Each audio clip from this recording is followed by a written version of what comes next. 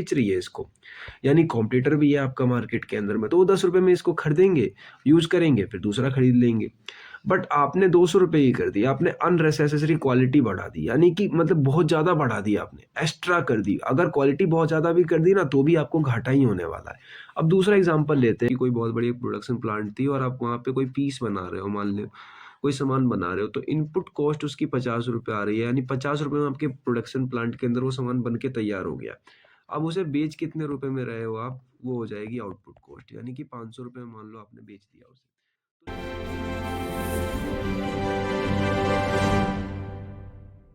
Welcome back दोस्तों, आप सभी का एक बार फिर से स्वागत है हमारे इस सब्जेक्ट सीरीज सेशन के अंदर, जहाँ पर हमारा सब्जेक्ट चल रहा है क्वालिटी मैनेजमेंट। और मेरे चैनल का नाम है डैट इज़ मैक AKTU, जहाँ पर मैं आप लोगों का एक बार फिर से वेलकम करता हूँ। तो जो ये क्वालिटी मैनेजमेंट है, इसको क्लासेस में एक शॉर्ट फॉर्म से भी बुलाया जाता है QM। तो आप लोग कंफ्यूज मत होना, QM की ही सीरीज चल रही है हमारी ये, जिसका सब्जेक्ट कोड है डैट इज़ BOE086। ये इसका लेटेस्ट सब्जेक्ट कोड भी है। और मैं आज जो आप लोगों के लिए लेकर आया हूँ वो यूनिट नंबर 2 का पूरा कंप्लीट वन शॉट होने वाला है, यानी इस एक वीडियो के अंदर ही हम लोग पूरी यूनिट नंबर 2 कंप्लीट कर देंगे।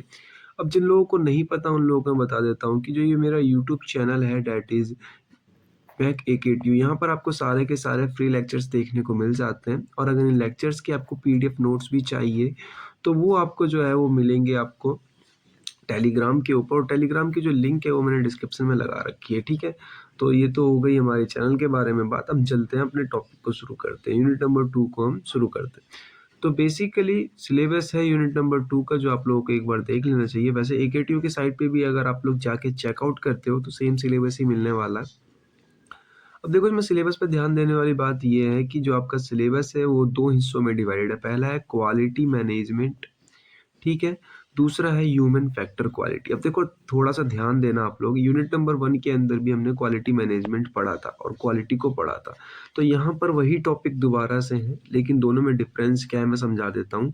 जैसे मान लो कि आप एक आदमी हो और ये अकेले आपकी खुद की एक फैक्ट्री है और वो फैक्ट्री आप चला रहे हो और आप खुद उसके ओनर हो, और ओनर हो वहाँ पर आप सब कुछ कर रहे हो, खुद मैनेज कर रहे हो। तो ये पढ़ी थी हमने यूनिट नंबर 1 के अंदर। अब यूनिट नंबर 2 के अंदर हम लोग क्या पढ़ने वाले हैं? यूनिट नंबर 2 के अंदर ये पढ़ने वाले हैं कि आपके साथ और बहुत से लोग हैं, आप मालिक हो, बहुत से लोग हैं, मतलब एक पूरा ऑर्गेनाइजेशन है, 100, 50, 200, 1000। आप सारे लोग मिलकर कुछ चला रहे हो, तो काम तो सेम कर रहे हो, उसमें भी क्वालिटी ही चेक करी जा रही थी, इसमें भी क्वालिटी ही चेक करी जाएगी, यानी ऑब्जेक्टिव, एडवांटेज, डिसएडवांटेज सब कुछ सेम रहेगा, बस खाली यहाँ पर सारे लोग मिलकर काम कर रहे हैं, ठीक है। तो देखो, इसी से रिलेटेड टॉपिक के नाम भी मिलेंगे, जैसे ऑर्गेनाइजेशन स्ट्रक्चर एंड डिजाइन, मतलब कि आपने एक स्ट्रक्चर बना रखा है, क्वालिटी फंक्शन बना रखा है, डिसेंट्रलाइजेशन है, डिजाइनिंग एंड फिटिंग है, ठीक है। ऑर्गेनाइजेशन डिफरेंट टाइप्स के हैं, प्रोडक्ट बताने हैं, कंपनी बताने हैं, क्वालिटी कॉस्ट क्या आएगी, क्वालिटी कॉस्ट को कम कैसे करते हैं। अगर मैं बात करूँ ह्यूमन फैक्टर्स इन क्वांटिटी की, क्वालिटी की, तो इसमें आपको देखना है कि ऑपरेटर के अंदर क्या क्या एटीट्यूड होना चाहिए, हर किसी आदमी की क्या रिस्पॉन्सिबिलिटी होती है, कॉज मतलब कोई एरर आ गई तो उस एरर को कैसे सुधारा जाए, या फिर मैनेजमेंट के अंदर कैसा एटीट्यूड होना चाहिए। तो बेसिकली यही हमारा सिलेबस है, ठीक है। मैं हाईली रिकमेंड करता हूँ कि यूनिट नंबर 1 आप लोग जल्दी से जाकर देख लेना, क्योंकि बिना यूनिट नंबर 1 के आप लोगों को ये समझ में नहीं आने वाली है। यूनिट नंबर 1 मेरे से देखो या किसी से भी देखो, यूनिट 1 पढ़कर ही आपको यूनिट 2 समझ आएगी, वरना नहीं आएगी। दोनों यूनिट एक दूसरे से लिंक है, तो मैं यहाँ आई टैब पे लिंक लगा दे रहा हूँ। आप लोग जाके एक बार यूनिट 1 चेकआउट कर लेना, 2x पे देख लो कोई बात नहीं, लेकिन यूनिट 1 देख जरूर लो। देन मैं शुरू करता हूँ। अब देखो, सबसे पहला टॉपिक आता है हमारा क्वालिटी मैनेजमेंट, यही लिख रखा है यहाँ भी, क्वालिटी मैनेजमेंट। क्वालिटी मैनेजमेंट एक तरीके का, क्वालिटी आप हो, जानते हो आप क्वालिटी को, तो क्वालिटी को मैनेज करना क्वालिटी मैनेजमेंट कहलाता है। मैंने क्वालिटी की डेफिनेशन इसलिए नहीं बताई क्योंकि हम सेकंड यूनिट पढ़ रहे हैं, और सेकंड यूनिट पे मैं आप लोगों के से ये एक्सपेक्ट तो कर ही रहा हूँ कि क्वालिटी की डेफिनेशन तो पता चल ही गई होगी। देखो, क्वालिटी मैनेजमेंट का सिंपल मतलब ये है कि एक प्रोसेस है जो प्लानिंग कर रही है, कंट्रोल कर रही है और इम्प्रूव कर रही है, ठीक है, किसी प्रोडक्ट की क्वालिटी को कस्टमर के रिक्वायरमेंट के अनुसार, ठीक है। तो आप समझ गए होंगे कि क्वालिटी मैनेजमेंट एक तरीके की प्रोसेस है जो प्लानिंग करती है, कंट्रोल करती है, इम्प्रूव करती है किसी प्रोडक्ट की क्वालिटी को कस्टमर के रिक्वायरमेंट के अनुसार। तो बेसिकली बहुत सिंपल डेफिनेशन है, लेकिन अगर आप लोगों को इससे भी सिंपल डेफिनेशन चाहिए तो मैंने वो भी लिख रखी है कि आप बिल्कुल सही काम कर रहे हो, डूइंग राइट थिंग, सही डायरेक्शन में कर रहे हो, सेटिस्फाई करने के लिए कस्टमर को, तो दैट इज़ क्वालिटी मैनेजमेंट, ठीक है? अब यहाँ पे देखो ऑब्जेक्टिव्स होते हैं कुछ क्वालिटी मैनेजमेंट के जो आपको अचीव करने होते हैं, जो आपको चाहिए होते हैं। बेसिकली ये जो ऑब्जेक्टिव्स हैं, यही ऑब्जेक्टिव हमारे पुराने वाले क्वालिटी मैनेजमेंट के भी थे और इस वाले ऑब्जेक्टिव चेंज नहीं होने के, कुछ चेंज नहीं होगा, बस सिर्फ चेंज होगा तो ऑर्गेनाइजेशन लेवल पे। यहाँ पर आपको थोड़ा-सा बड़ा सोचना है। तो देखिए ऑब्जेक्टिव क्या है कि कस्टमर सैटिस्फाई होना चाहिए, डिफेक्ट फ्री प्रोडक्ट होने चाहिए, कंटीन्यूअस इंप्रूवमेंट होना चाहिए, पैसे कम लगने चाहिए, बेटर प्रोडक्टिविटी होनी चाहिए और स्टैंडर्डाइजेशन होना चाहिए। अब यहाँ पे 2 टेक्निकल वर्ड आए हैं, पहला है प्रोडक्टिविटी, दूसरा है स्टैंडर्डाइजेशन। स्टैंडर्डाइजेशन मतलब स्टैंडर्ड से प्रोडक्ट मीट होना चाहिए, जो कि सरकार देती है, एक चार्ट निकाल के रखती है, या कुछ प्राइवेट ऑर्गेनाइजेशन भी रखते हैं। प्रोडक्टिविटी से आपको मैं समझा देता हूँ, जैसे कि मान लो आपकी कोई बहुत बड़ी प्रोडक्शन प्लांट थी और आप वहाँ पे कोई पीस बना रहे हो, मान लो कोई सामान बना रहे हो, तो इनपुट कॉस्ट उसकी ₹50 आ रही है, यानी ₹50 में आपके प्रोडक्शन प्लांट के अंदर वो सामान बन के तैयार हो गया। अब उसे बेच कितने रुपए में रहे हो आप, वो हो जाएगी आउटपुट कॉस्ट, यानी कि ₹500 में मान लो आपने बेच दिया उसे। तो जो आपकी प्रोडक्टिविटी होती है दैट मीन्स कि आप बहुत ज़्यादा पैसों में बेचो और कम पैसों में बनाओ, तो दैट्स इट। आपकी जितनी इनपुट कॉस्ट कम लगेगी और आउटपुट ज़्यादा होगी, उतनी आपकी अच्छी प्रोडक्टिविटी होगी। तो आई होप कि आप लोगों को प्रोडक्टिविटी समझ में आ गई होगी। हम लोग आगे चलते हैं। अब देखो फंक्शंस होते हैं क्वालिटी मैनेजमेंट के और बहुत सारे होते हैं। अगर आप different different kind of books में जाके चेकआउट करोगे तो आपको दुनिया भर के फंक्शन मिल जाएंगे। लेकिन हमेशा ध्यान रखना कि बेसिकली 4 मेन फंक्शन होते हैं, बाद बाकी सारे साइड रोल पे होते हैं। इन चारों के अंदर बहुत सारे फंक्शन डाल सकते हैं या अलग डाल सकते हैं, लेकिन 4 तो पक्का पक्के आपको देखने को मिलेंगे। तो मैंने चारों लिख रखे हैं कि क्वालिटी मैनेजमेंट के 4 फंक्शन है। पहला क्वालिटी को प्लान करना, यानी बनाने से पहले आपने प्लानिंग करी है, कुछ नहीं बनाया अभी तक। दूसरा कंट्रोल करना, आपने बनाना शुरू कर दिया, आप में गलती आ रही है, आप कौन-सा चार्ट यूज़ कर रहे हो, कौन-सा मेथड यूज़ कर रहे हो, तो वो क्वालिटी कंट्रोल के अंदर आता है। फिर क्वालिटी एश्योरेंस, एश्योरेंस मतलब चेकिंग करना। एश्योर करना कि आपका काम सही चल रहा है कि नहीं, कुछ गलती तो नहीं है। अगर गलती मिल रही है तो आपको उसको इम्प्रूव करना है, क्वालिटी इम्प्रूवमेंट। 4 प्रोसेस हैं, 4 मेन फंक्शन हैं। अगर डिटेल से पढ़ना है तो again I highly recommend to you कि यूनिट नंबर 1 चेकआउट करो मेरी, मैंने बिल्कुल डिटेल से पढ़ाया है। ऑल्दो मैंने बहुत सफिशिएंट डाटा दिया था वहाँ पे। यहाँ पर मैं कम इसलिए दे रहा हूँ क्योंकि पढ़ाया हुआ टॉपिक है, वरना स्टूडेंट थोड़े बोर होने लगेंगे कि पढ़ाया हुआ टॉपिक आप बार-बार क्यों पढ़ा रहे हो। यूनिट नंबर 1 के अंदर मैंने सारे टॉपिक डिटेल से क्लियर किए। आगे चलते हैं।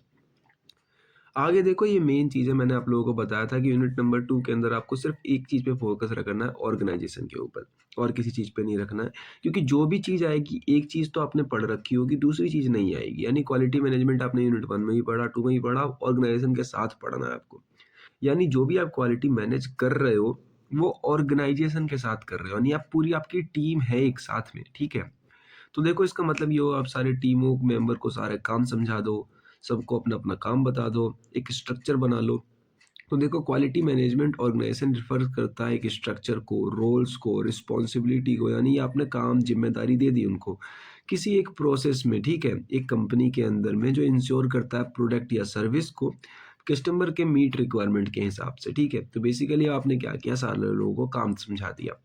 अब ये क्या डिफाइन करता है, मतलब आपने काम समझा दिया, इससे हमें मिल क्या रहा है, क्वालिटी मैनेजमेंट ऑर्गेनाइजेशन क्या डिफाइन कर रहा है, ये करते क्यों है। तो देखो ये इससे पता चलता है आपको कि कौन आदमी जिम्मेदार है, कौन जिम्मेदार है आपकी क्वालिटी के लिए। बेसिकली अब टीक्यूएम के अंदर सारे लोग जिम्मेदार होते हैं, टोटल क्वालिटी मैनेजमेंट के सब लोग जिम्मेदार होते हैं, यानी पूरी कंपनी।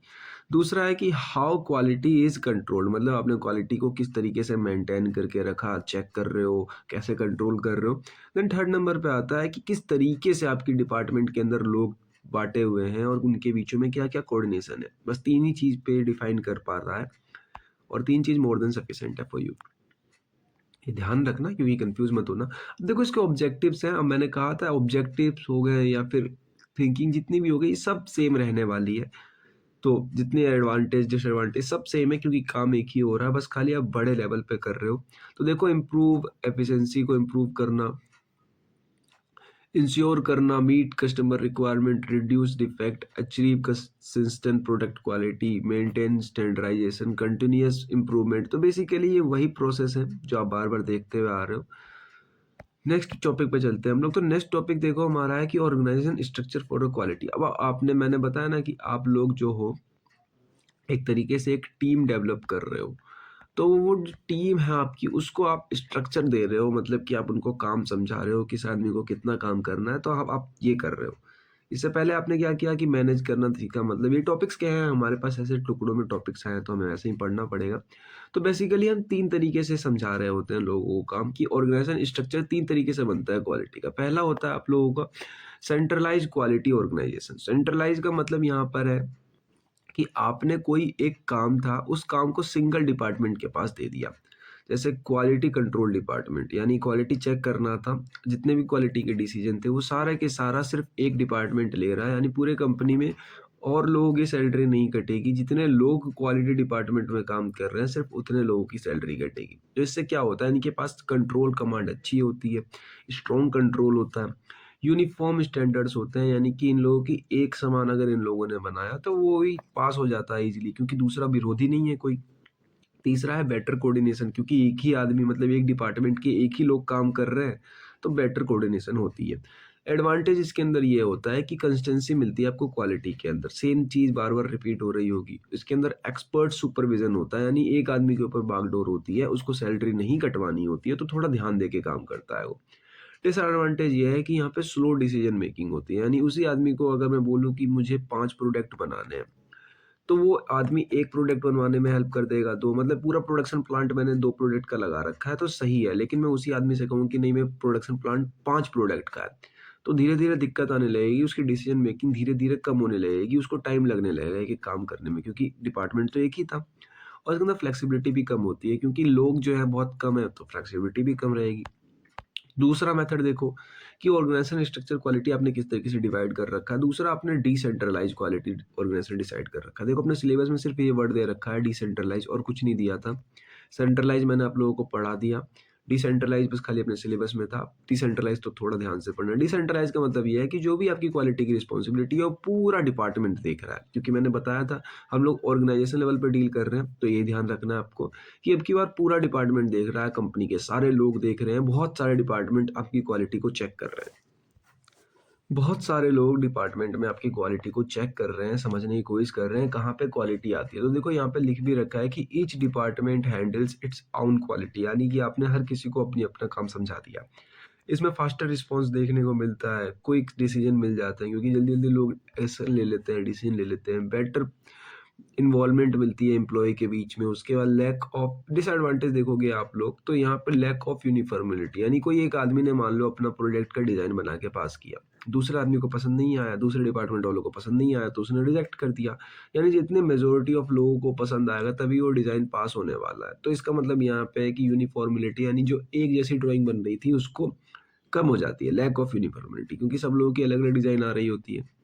और आगे आगे बात करूँ मैं, तो यहाँ पे जो कोऑर्डिनेशन इश्यूज़ आ जाते हैं, कभी-कभार कॉन्फ्लिक्ट हो जाता है वर्कर्स के बीच में। आपने देखा भी होगा, सुना भी होगा।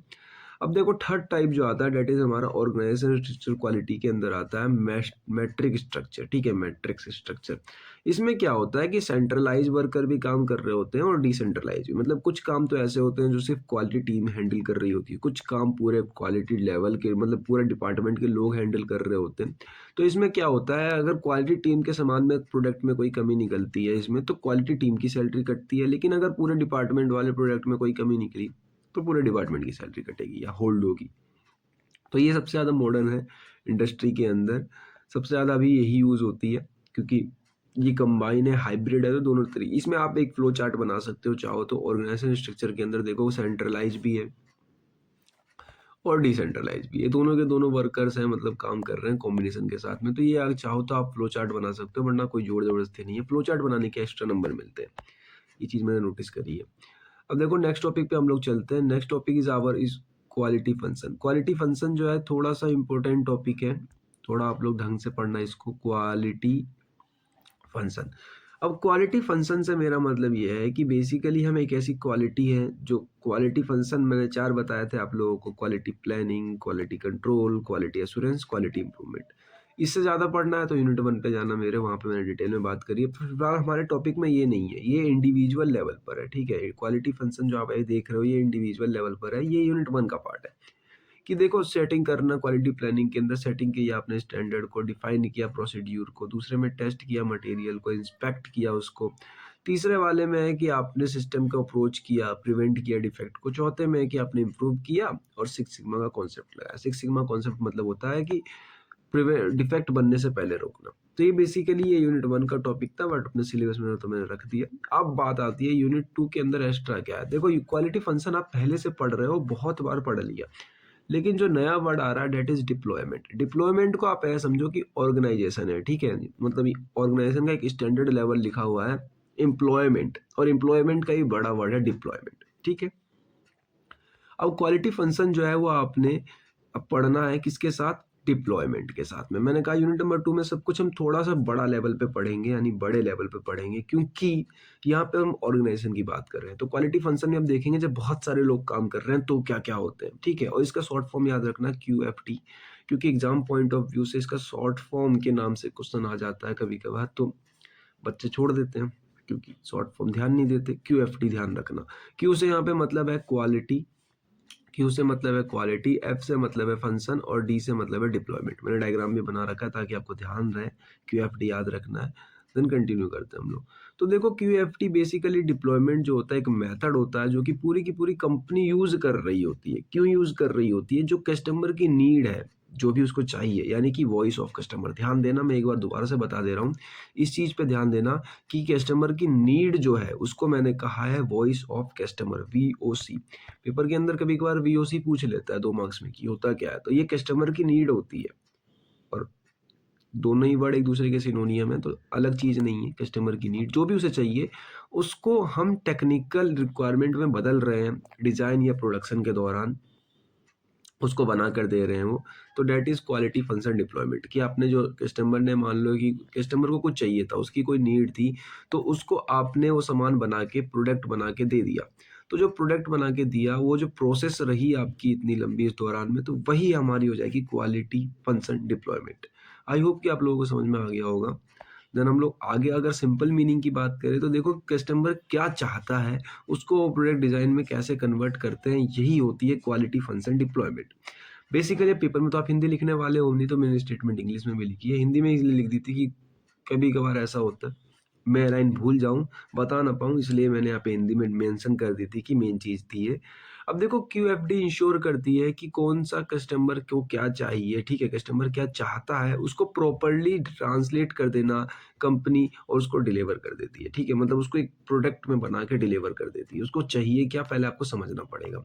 अब देखो इसके ऑब्जेक्टिव क्या होते हैं QFD। अब देखो QFD का मैं पूरा नाम नहीं लिख रहा हूँ, मैं भी शॉर्ट फॉर्म ही लिख रहा हूँ, तो आप लोग ध्यान रखना, क्वालिटी फंक्शन डिप्लॉयमेंट। तो QFD पहले सबसे पहला फोकस तो किस पे कर, बेसिकली कुछ नहीं है, क्वालिटी फंक्शन के जो थे सिंपल ऑब्जेक्टिव वही है, यहाँ पर कोई बड़ी चीज नहीं है। QFD का मतलब है कि सबसे पहला कि आप फोकस करके देखो कस्टमर के सेटिस्फेक्शन के ऊपर, क्योंकि कस्टमर ही आपको बताने वाला है उसे चाहिए क्या, आप अपने मन से कुछ नहीं बना रहे हो। दूसरा है कि कस्टमर के नीड को किस तरीके से हम मेजर करने वाले हैं टेक्निकल रिक्वायरमेंट के अंदर कन्वर्ट करने के लिए। तीसरा है कि इंप्रूव करना है कम्युनिकेशन बिटवीन डिपार्टमेंट। आप बनवाने के लिए दे रहे हो प्रोडक्ट, तो होता है कि आप रिड्यूस करो डिजाइन के चेंज को, जैसा चाहिए कस्टमर को वैसा ही दो। डेवलपर टीम से बात करो, टाइम भी कम करो, डेवलपमेंट टाइम जो लग रहा है। उसके बाद बात करते हैं कि enhance product quality and reliability. Basically आप अपने अंदर से ऑब्जेक्टिव जितने हो सके उतने लिख सकते हो, समझ में तो आई गई होगी आपको। अब देखो बेसिक कॉन्सेप्ट ऑफ QFD, कि बेसिक कॉन्सेप्ट क्या है QFD का। तो बेसिकली यही है कि जो कस्टमर है ना वो ड्राइवन डिजाइन है। QFD एक प्रोसेस है जो कि काम करता है, कस्टमर के ड्राइवन डिजाइन के ऊपर, यानी कस्टमर ने जो डिजाइन दिया उसके ऊपर। आप खुद अपने मन से कोई डिजाइन नहीं बना रहे हो, जो कस्टमर ने दिया है आप वो वाला डिजाइन बना रहे हो। तो ठीक है, what the customer want and how the achieve it technically, यानी कि दो ही चीज है यहाँ पे जो QFD के अंदर होता है, कस्टमर ने क्या मांगा और आप उसे बना कैसे रहे हो। अब देखो वॉइस ऑफ कस्टमर यानी VOC, ये आपको पता है क्या है, ये कस्टमर की नीड है, मतलब कस्टमर आपको बता रहा है कि उसको चाहिए क्या। तो basically customer refers to state of unstated needs of expectation of customer. देखो यहाँ पे स्टेट एंड अनस्टेट नीड्स लिखे पड़े हैं, मतलब एक ऐसा जिसमें उसको खुद पता है कि चाहिए क्या, दूसरे वाले में उसको खुद नहीं पता है कि उसको चाहिए क्या, बस खाली ये पता है कि ऐसा कुछ चाहिए। 3 स्टेट होते हैं इसके, तीनों में समझा देता हूँ आपको। पहला है कि स्टेटेड नीड, यानी कस्टमर अच्छे तरीके से आपको एक्सप्रेस कर पा रहा है कि उसे चाहिए क्या। दूसरा है एम्प्लॉयज नीड, यानी कि कस्टमर आपको डायरेक्टली तो नहीं लेकिन समझा पा रहा है क्या चाहिए। और तीसरे में ये है कि अनएक्सपेक्टेड चीज़ है, मतलब कोई ऐसा फीचर जो बिल्कुल नया है, जो उसको कंफर्ट दे रहा है, तो उस तरीके के डिलाइटेड कस्टमर होते हैं यहाँ पे। उसे कहते हैं एक्साइटमेंट नीड्स, ठीक है, मतलब एकदम हट के। तो आपको तीनों को फुलफिल करना है, तीसरा वाला सबसे ज़्यादा कॉम्प्लिकेटेड होता है। तो देखो इसके कुछ मेथड्स हैं, आप सर्वे कर लो, इंटरव्यू ले लो उस कस्टमर का बैठा के कि क्या क्या चाहिए, फीडबैक फॉर्म्स भरवा सकते हो उससे, मार्केट रिसर्च कर सकते हो, और कम कस्टमर की जो कंप्लेन है उसका एनालिसिस कर सकते हो। एग्जाम्पल के तौर पे फीडबैक फॉर्म ले लेते हैं, इसको थोड़ा डिटेल में बात कर लेते हैं क्योंकि कोई ना कोई टॉपिक तो चाहिए जो आपको डिटेल में समझाना पड़ेगा मुझे। तो फीडबैक फॉर्म, आपने कोई एप्लीकेशन यूज़ किया होगा, नोटिस किया होगा आपने, कोई भी एप्लीकेशन यूज़ करते हो तो वहाँ पे आपको एक फीडबैक का मतलब एक ऑप्शन देखने को मिलता है।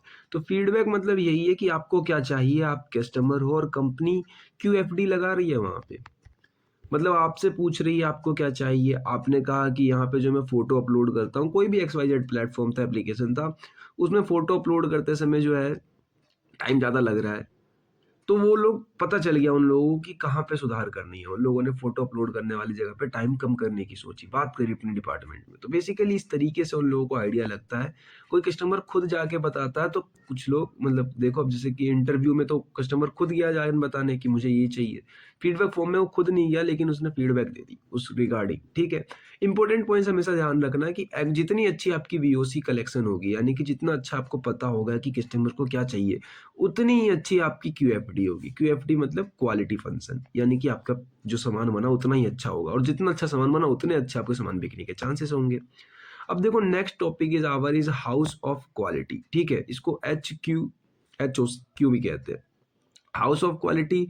आपको लग रहा होगा कि ये क्या है, तो बेसिकली ये मेन चीज है क्यूएफडी का। अगर ये नहीं होगा तो क्यूएफडी नहीं होगा। तो कैसे समझो, ये तरीके से मेन टूल है जो हम यूज करते हैं क्यूएफडी का। अगर आपको ये पता चल जाए कस्टमर को क्या चाहिए, कस्टमर को क्या चाहिए, तो उसको आपको अब प्रोडक्ट बनाना है, मतलब वैसा सामान बनाना है आपको। तो प्रोडक्ट बनाने के लिए जो प्रोसेस आप यूज कर रहे हो, जो उसमें टूल यूज हो रहा है, वही है HOQ, ठीक है, हाउस ऑफ क्वालिटी। आप किस तरीके से मैनेज कर रहे हो, तो देखो basically it is a matrix, एक तरीके की मैट्रिक्स होती है जो रिलेट करती है कस्टमर के रिक्वायरमेंट से लेके टेक्निकल रिक्वायरमेंट तक, यानी जो है चाहिए, जो उसको हम दे रहे हैं, ठीक है, दोनों के बीच में रिलेट करती है ये। अब देखो स्ट्रक्चर कैसा होता है इसके अंदर। पहला है कस्टमर रिक्वायरमेंट, कस्टमर को क्या चाहिए। दूसरा है टेक्निकल रिक्वायरमेंट, कस्टमर क्या चाहता है और कैसे चाहता है। पहले वाले में चाहता क्या है, दूसरे वाले में कैसे चाहता है, ठीक है। तीसरा है रिलेशनशिप मैट्रिक्स, यानी कि उसको दोनों के मैट्रिक्स को रिलेट कर देना। चौथा है को रिलेशन मैट्रिक्स रूप, यानी कि आप को रिलेट कर रहे हो, कौन सी पॉजिटिव पॉइंट है, कौन सी नेगेटिव पॉइंट है। उसके बाद कॉम्पिटिटिव एनालिसिस, यानी और कहीं मार्केट में ऐसा सामान तो नहीं है, कॉम्पिटिटिव एनालिसिस करोगे आप। चौथा है इम्पोर्टेंट रेटिंग, ये वैसे सेकंड पॉइंट हो जाता है, जब वो बताता है ना क्या चाहिए, क्या कैसा है, तो उसी समय आप इम्पोर्टेंट रेटिंग दे देते हो इस सामान को, मतलब ये सामान सबसे ज़्यादा चाहिए उसे, इसकी ज़्यादा रेटिंग है, इसकी कम रेटिंग है। लास्ट में टेक्निकल टारगेट आप चेक करते हो, ठीक है। बेसिकली ये हो गया। अब इसको हाउस क्यों बुलाते हैं, ये क्वालिटी का एक मेथड है तो हाउस क्यों बुलाते हैं, क्योंकि इसका जो ब्लॉक डायग्राम बनता है वो बिल्कुल छत की तरह बनता है। उसका जो छत ऐसा होता है कुछ, वो हाउस की तरह दिखाई दे रहा होता है। मैं दिखाऊंगा ब्लॉक डायग्राम आप लोगों को, इसलिए इसको हाउस बुलाते हैं बेसिकली, और कोई बड़ी बात नहीं है। अब ध्यान रखने वाली बात आपको ये है कि जो HOQ है वो इंजीनियर की बहुत हेल्प करता है समझने में कि डिज़ाइन जो है वो किस तरीके से बनने वाला है और इम्पैक्ट पड़ेगा कस्टमर के सेटिस्फेक्शन के ऊपर। अगर उसके पास HOQ नहीं है तो समझ लो कि वो कुछ नहीं कर पाएगा एज कंपेयर टू कुछ कर पाता, मतलब कि उसको पता होने के बाद भी कुछ नहीं कर पाएगा और उसके पास HOQ नहीं है तो। अब देखो मैंने डायग्राम लेकर आया हूँ अपना यहाँ पे, पर डायग्राम आप लोग थोड़ी देर बाद देखना क्योंकि पहले समझ लेते हैं। यहाँ पे स्टेप्स है कुछ यहाँ पे कि आइडेंटिफाई करनी है आपको। देखो अगर आपको समझना है कि आप क्या समझना चाह रहे हो, तो बेसिकली जो ये 4-5 टर्म है स्ट्रक्चर ऑफ HQ, यही है बेसिकली 7 टर्म है। ध्यान रखना 7 टर्म है, यही 7 टर्म बार बार घूम घूम कर आएंगे, तो एक पढ़ लो मोर देन सफिशिएंट है। अब देखो मैं एक बार पढ़ दे रहा हूँ यहाँ पे, आगे वाले नहीं पढ़ूंगा। देखो सबसे पहले में कस्टमर क्या चाहता है, दूसरे में कस्टमर कैसे चाहता है, तीसरे में असाइनमेंट प्रोडक्ट रेटिंग देना। देखो मैंने बताया रेटिंग वाला ऊपर आता है, रेटिंग वाला आ गया इसमें ऊपर। Establish relationship between what's and how, मतलब कि कोरिलेशन बनाना, बीच में कोरिलेशन देखो दोनों के बीच में बन रहा है। उसका परफॉर्मेंस कॉम्पिटिटिव एनालिसिस करी आपने, तो बेसिकली ये 60 टर्म है जो बार-बार घूम फिर के आएँगे आपके पास। तो आप कोई से भी 7 अच्छे तरीके से पढ़ लो। बाद बाकी देखो यहाँ पे साफ भी लिखा पड़ा है कि इन 7 स्टेप जो है आपको ईच स्टेप ढंग से करने हैं, कोई भी खराब नहीं होना चाहिए वरना आपका पूरा का पूरा सामान खराब हो जाएगा। अब डायग्राम मैंने यहाँ पे डिटेल में 7 इसलिए है क्योंकि यहाँ पर अगर आप चेक करोगे तो यहाँ पे 7 ब्लॉक्स होंगे। हालाँकि आप देखोगे ढंग से तो 8 ब्लॉक मिलेंगे। 1, 2, 3, 4, 5, 6 और नीचे वाले दोनों को मिला के हम मानते हैं 7, ठीक है? तो बेसिकली इस तरीके से ये 7 ब्लॉक्स हो जाते हैं। अब देखो इस ब्लॉक्स को मैं समझा देता हूँ आप लोगों को। सबसे पहला है कि कस्टमर क्या चाहता है, तो कस्टमर की रिक्वायरमेंट्स, उसकी सब कुछ आपने पता करी, उसको इसके हिसाब से रेटिंग दे दी कि इतना-इतना इसको ये सामान अच्छा लग रहा है, इसको पहले बनाना है, इसको बाद में बनाना है, ठीक है? इतना होने के बाद अब आपकी रिलेशनशिप मैट्रिक्स आ रही है कि इसको और इसको रिलेट कर रही है और इसको। टेक्निकल जो एरर आ रही है, इवोल्यूशन आ रही है उनको और टेक्निकल रिक्वायरमेंट्स को कि जो उसे चाहिए टेक्निकल, तो इसको बना रही है रिलेशनशिप मैट्रिक्स, दोनों को भी जोड़ रही है ऊपर और नीचे वाले को, और साथ ही साथ में किसको जोड़ रही है अगर आप ध्यान दोगे तो इसको भी जोड़ रही है, मतलब जो उसकी रिक्वायरमेंट है उसको चेंज कर रही है टेक्निकल रिक्वायरमेंट में, ठीक है? और साथ ही साथ में टेक्निकल जो इश्यू आ रहे हैं उसको भी रिलेट करवा रही है ये टेक्निकल रिक्वायरमेंट से, ठीक है? अब बात आती है कोरिलेशन की। कोरिलेशन बेसिकली इन दोनों के बीच का फंक्शन है जो यहाँ पे पॉजिटिव और नेगेटिव जो प्रोडक्ट के सामान है वो रखे जा रहे हैं कि उसको ये सामान चाहिए, ये सामान नहीं चाहिए, तो ये कोरिलेशन हो गया। और जो ये चीज़ दिख रही है आपको बगल में ये है कॉम्पिटिटिव एनालिसिस, मतलब कि आप मार्केट में भी देख रहे हो कि ऐसा कोई प्रोडक्ट तो नहीं है, अगर वो है तो उससे यूनिक बनाना है आपको, ठीक है? तो बेसिकली ये होती है हाउस ऑफ क्वालिटी।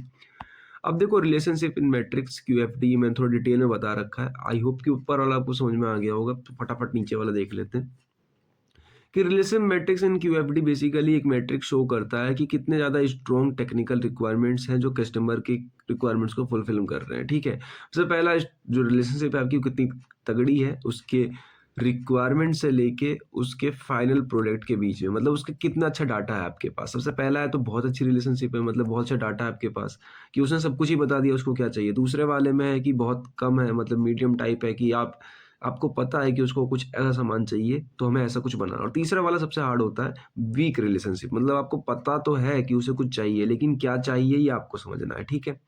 पर्पस यही होता है कि आइडेंटिफाई करना कि टेक्निकल जो फैक्टर्स होते हैं आपके वो ग्रेटेस्ट होते हैं, इम्पैक्ट डालते हैं कस्टमर की सैटिस्फैक्शन पे। तो यही आपको जो है पर्पस है। आप इंपॉर्टेंट पॉइंट यही ध्यान रखना कि जितनी अच्छी रिलेशनशिप होगी उतना ही अच्छा आपका डिज़ाइन अच्छा होगा, ठीक है? अब देखो कोरिलेशन मैट्रिक्स जो आपकी जो कोरिलेशन है, मैंने आपको बताया था इसके अंदर पॉजिटिव भी होता है, नेगेटिव भी होता है, दोनों होते हैं। पॉजिटिव मतलब कि जो चीज़ आपको इम्प्रूव करनी है, नेगेटिव मतलब जो चीज़ आपको प्रूव नहीं करनी है, कम करनी है, जो आपको हार्म दे रही है। तो बेसिकली इतना ही है। पर्पस यही है कि आइडेंटिफ़ाई करना है ताकि कॉन्फ्लिक्ट ना हो दोनों टेक्निकल पैरामीटर के अंदर। आपको पता होना चाहिए कि कौन-सा सामान डालना है उस प्रोडक्ट के अंदर और कौन-सा सामान नहीं डालना है, ठीक है? तो बेसिकली इतना ही है। आगे है कॉम्पिटिटिव एनालिसिस, जो मैंने आपको बताया कि आपके मार्केट में अगर कोई दूसरा बंदा भी बना रहा है उस सामान को, तो उससे अच्छा बनाना है आपको। Compare the product with competitor based on the customer requirement. देखो कॉम्पिटिटर का मतलब यही है कि मार्केट में कौन-कौन से कॉम्पिटिटर हैं आपके। उनके हिसाब से देखना है कि औरों ने कैसा बनाया है, ठीक है? इवैल्यूएट करना है अपने प्रोडक्ट को, अच्छा कर देना है।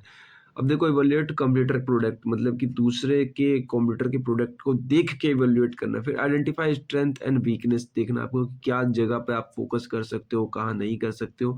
बेनिफिट क्या होता है कि मार्केट पोज़ीशन आपको अच्छी मिल जाती है। अंडरस्टैंड कर लेते हो आप मार्केट पोजीशन को। दूसरा है कि आइडेंटिफाई एरिया इंप्रूव हो चुके हैं आपके, मतलब जहाँ पर आपको करना था इंप्रूवमेंट वहाँ इंप्रूवमेंट हो चुकी है। देन थर्ड है कि गेन कॉम्पिटिशन एडवांटेज, और यहाँ पर आपको क्वांटिटेटिव एडवांटेज मिल जा रही है, यानी मार्केट में सामान आपकी भी बिकने वाली है। तो अब दूसरी बात है कि फेज ऑफ क्यूएफडी, देखो यहाँ तक जो था ना इधर वाला सिस्टम, ये तो ऊपर वाला ही चल रहा था, आप लोग कहीं इसको भी इग्नोर मत कर देना। ये न्यू टॉपिक है, स्लाइड में मैंने एक में ये ऐड कर दिया था। फेजेस ऑफ क्यूएफडी, फेजेस मतलब आप जब क्यूएफडी, अब देखो अब तक तो हम एचओक्यू पढ़ रहे थे, ध्यान देना। अब टॉपिक ही चेंज हो गया, हमारा क्यूएफडी पे दोबारा आ चुके हैं, ठीक है? तो जब हम क्यूएफडी को बना रहे होते हैं तो हम 4 चीज़ पे फोकस रखते हैं। पहला प्रोडक्ट की प्लानिंग पे कि आप किस तरीके से उसको प्लान कर रहे हो। जो मैंने आपको याद करो, आपको मैंने क्वालिटी फंक्शन पढ़ाया होगा तो उसके 4 पॉइंट बताए थे कि आपको फोकस करना है, इम्प्रूव करना है, क्वालिटी फंक्शन के अंदर हर बार मैं कहता हूँ 4 पॉइंट ध्यान रखो, तो वैसे ही अब हम क्यूएफडी पढ़ रहे हैं, क्वालिटी फंक्शन डिप्लॉयमेंट। तो इसके भी कुछ फंक्शन के 4 हैं, देखो 4 ये रहे, 1, 2, 3, 4, लेकिन ये हम ऑर्गेनाइजेशन लेवल पे कर रहे हैं तो थोड़े से ज़्यादा है, मतलब थोड़े से अलग लगेंगे आपको।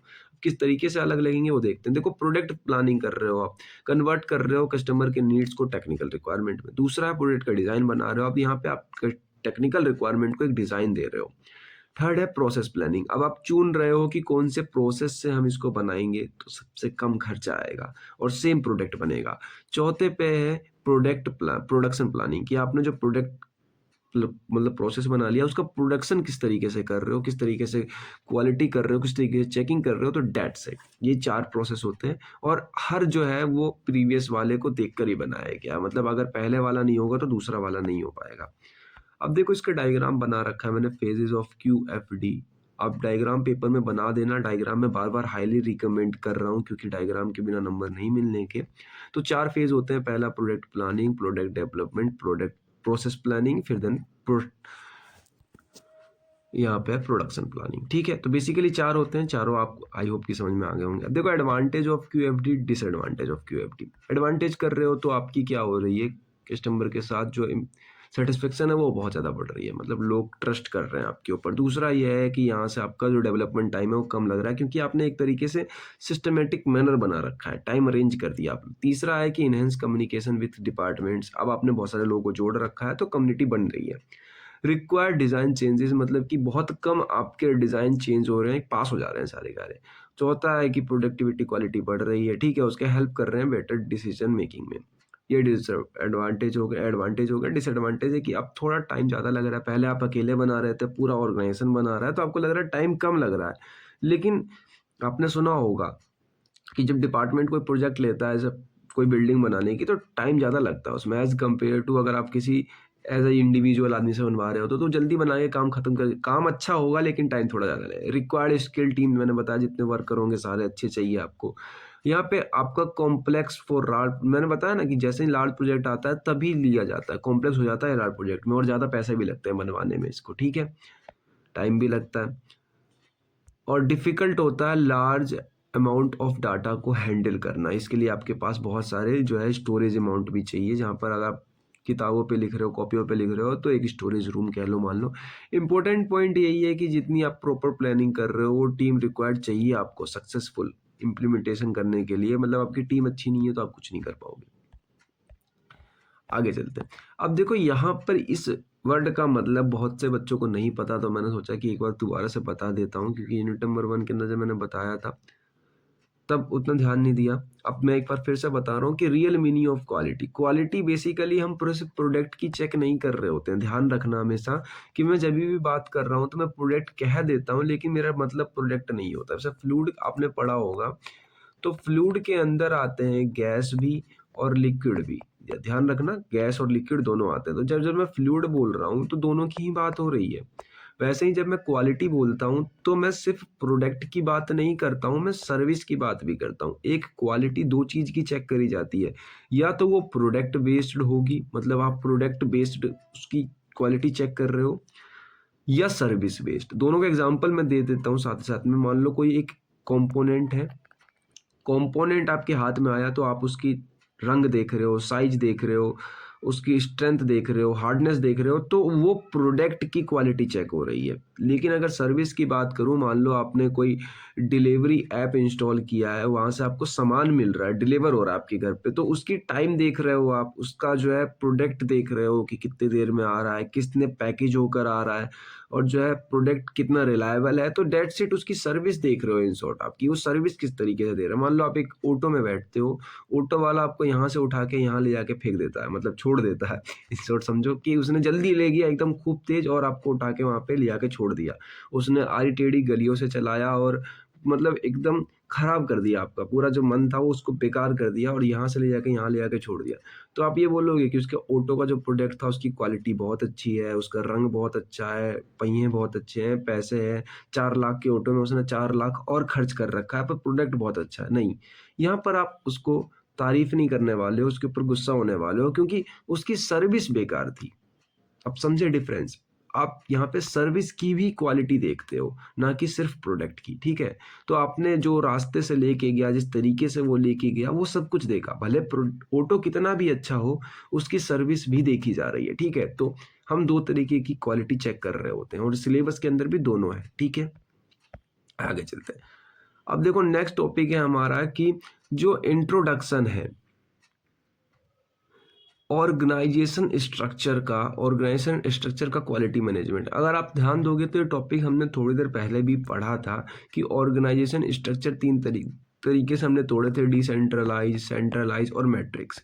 तीन तरीके के होते हैं जिसमें हम क्वालिटी मैनेजमेंट करते हैं उसकी। ये चीज़ दोबारा से मैंने इसलिए डाली है क्योंकि उस समय जब हमने पढ़ा था तो ऊपर ऊपर से पढ़ा था। हम उन टॉपिक को नहीं पढ़ेंगे दोबारा, चिंता मत लो, हम कुछ और पढ़ेंगे क्योंकि सिलेबस में मेन मतलब वही है। देखो ऑर्गेनाइजेशन स्ट्रक्चर ये है कि आपने जो है रिस्पॉन्सिबिलिटी दे दी, अथॉरिटी दे दी, या कम्युनिकेशन करवा रहे हो अपने ऑर्गेनाइजेशन के अंदर, अलग अलग लोगों से अलग अलग काम करवा के अपनी जो क्वालिटी है उसको बढ़ा रहे हो, ठीक है? बेसिकली वही मतलब है, यहाँ पे आपने अलग अलग लोगों को स्ट्रक्चर बना रखा है। क्वालिटी मैनेजमेंट के अंदर यहाँ पर आपका यह है कि देखो कौन इस काम के लिए जिम्मेदार है, ठीक है? क्लियर कम्युनिकेशन चैनल है, लोगों का इफेक्टिव डिसीजन मेकिंग कर पा रहे हैं वो, और कंटिन्यूस इंप्रूवमेंट, चार तरीके फोकस करके रखता है ये।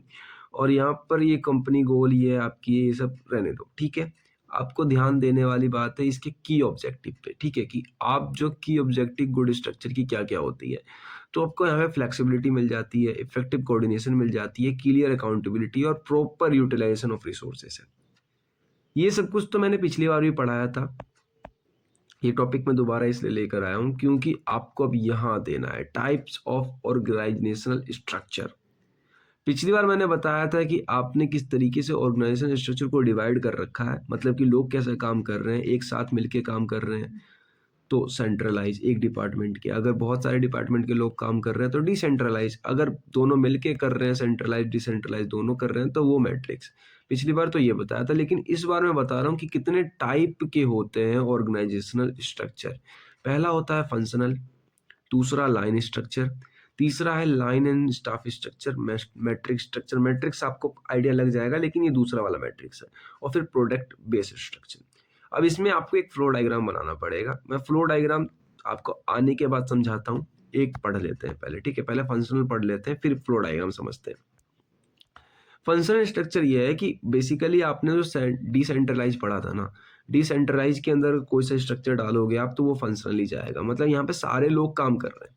देखो functional structure in organization from which the company divided into different department. मतलब बहुत सारे डिपार्टमेंट आपने बना लिए हैं, सबको अपना अपना काम दे दिया है, सब अपने अपने काम कर रहे हैं, प्रोडक्ट की क्वालिटी बढ़ा रहे हैं, मार्केटिंग बढ़ा रहे हैं। समझ रहे हो? अब हम क्या पढ़ रहे हैं, अब आप लोगों को आइडिया लग गया होगा कि सेंट्रलाइज स्ट्रक्चर के अंदर कितने लोग आ रहे हैं, मतलब कौन कौन से स्ट्रक्चर आ रहा है। डिसेंट्रलाइज के अंदर कौन कौन सा आ रहा है। तो डिसेंट्रलाइज के अंदर आता है फंक्शन स्ट्रक्चर, क्योंकि यहाँ पे आपको सारे ही लोग काम करते हुए दिख जाएंगे, सारे डिपार्टमेंट के।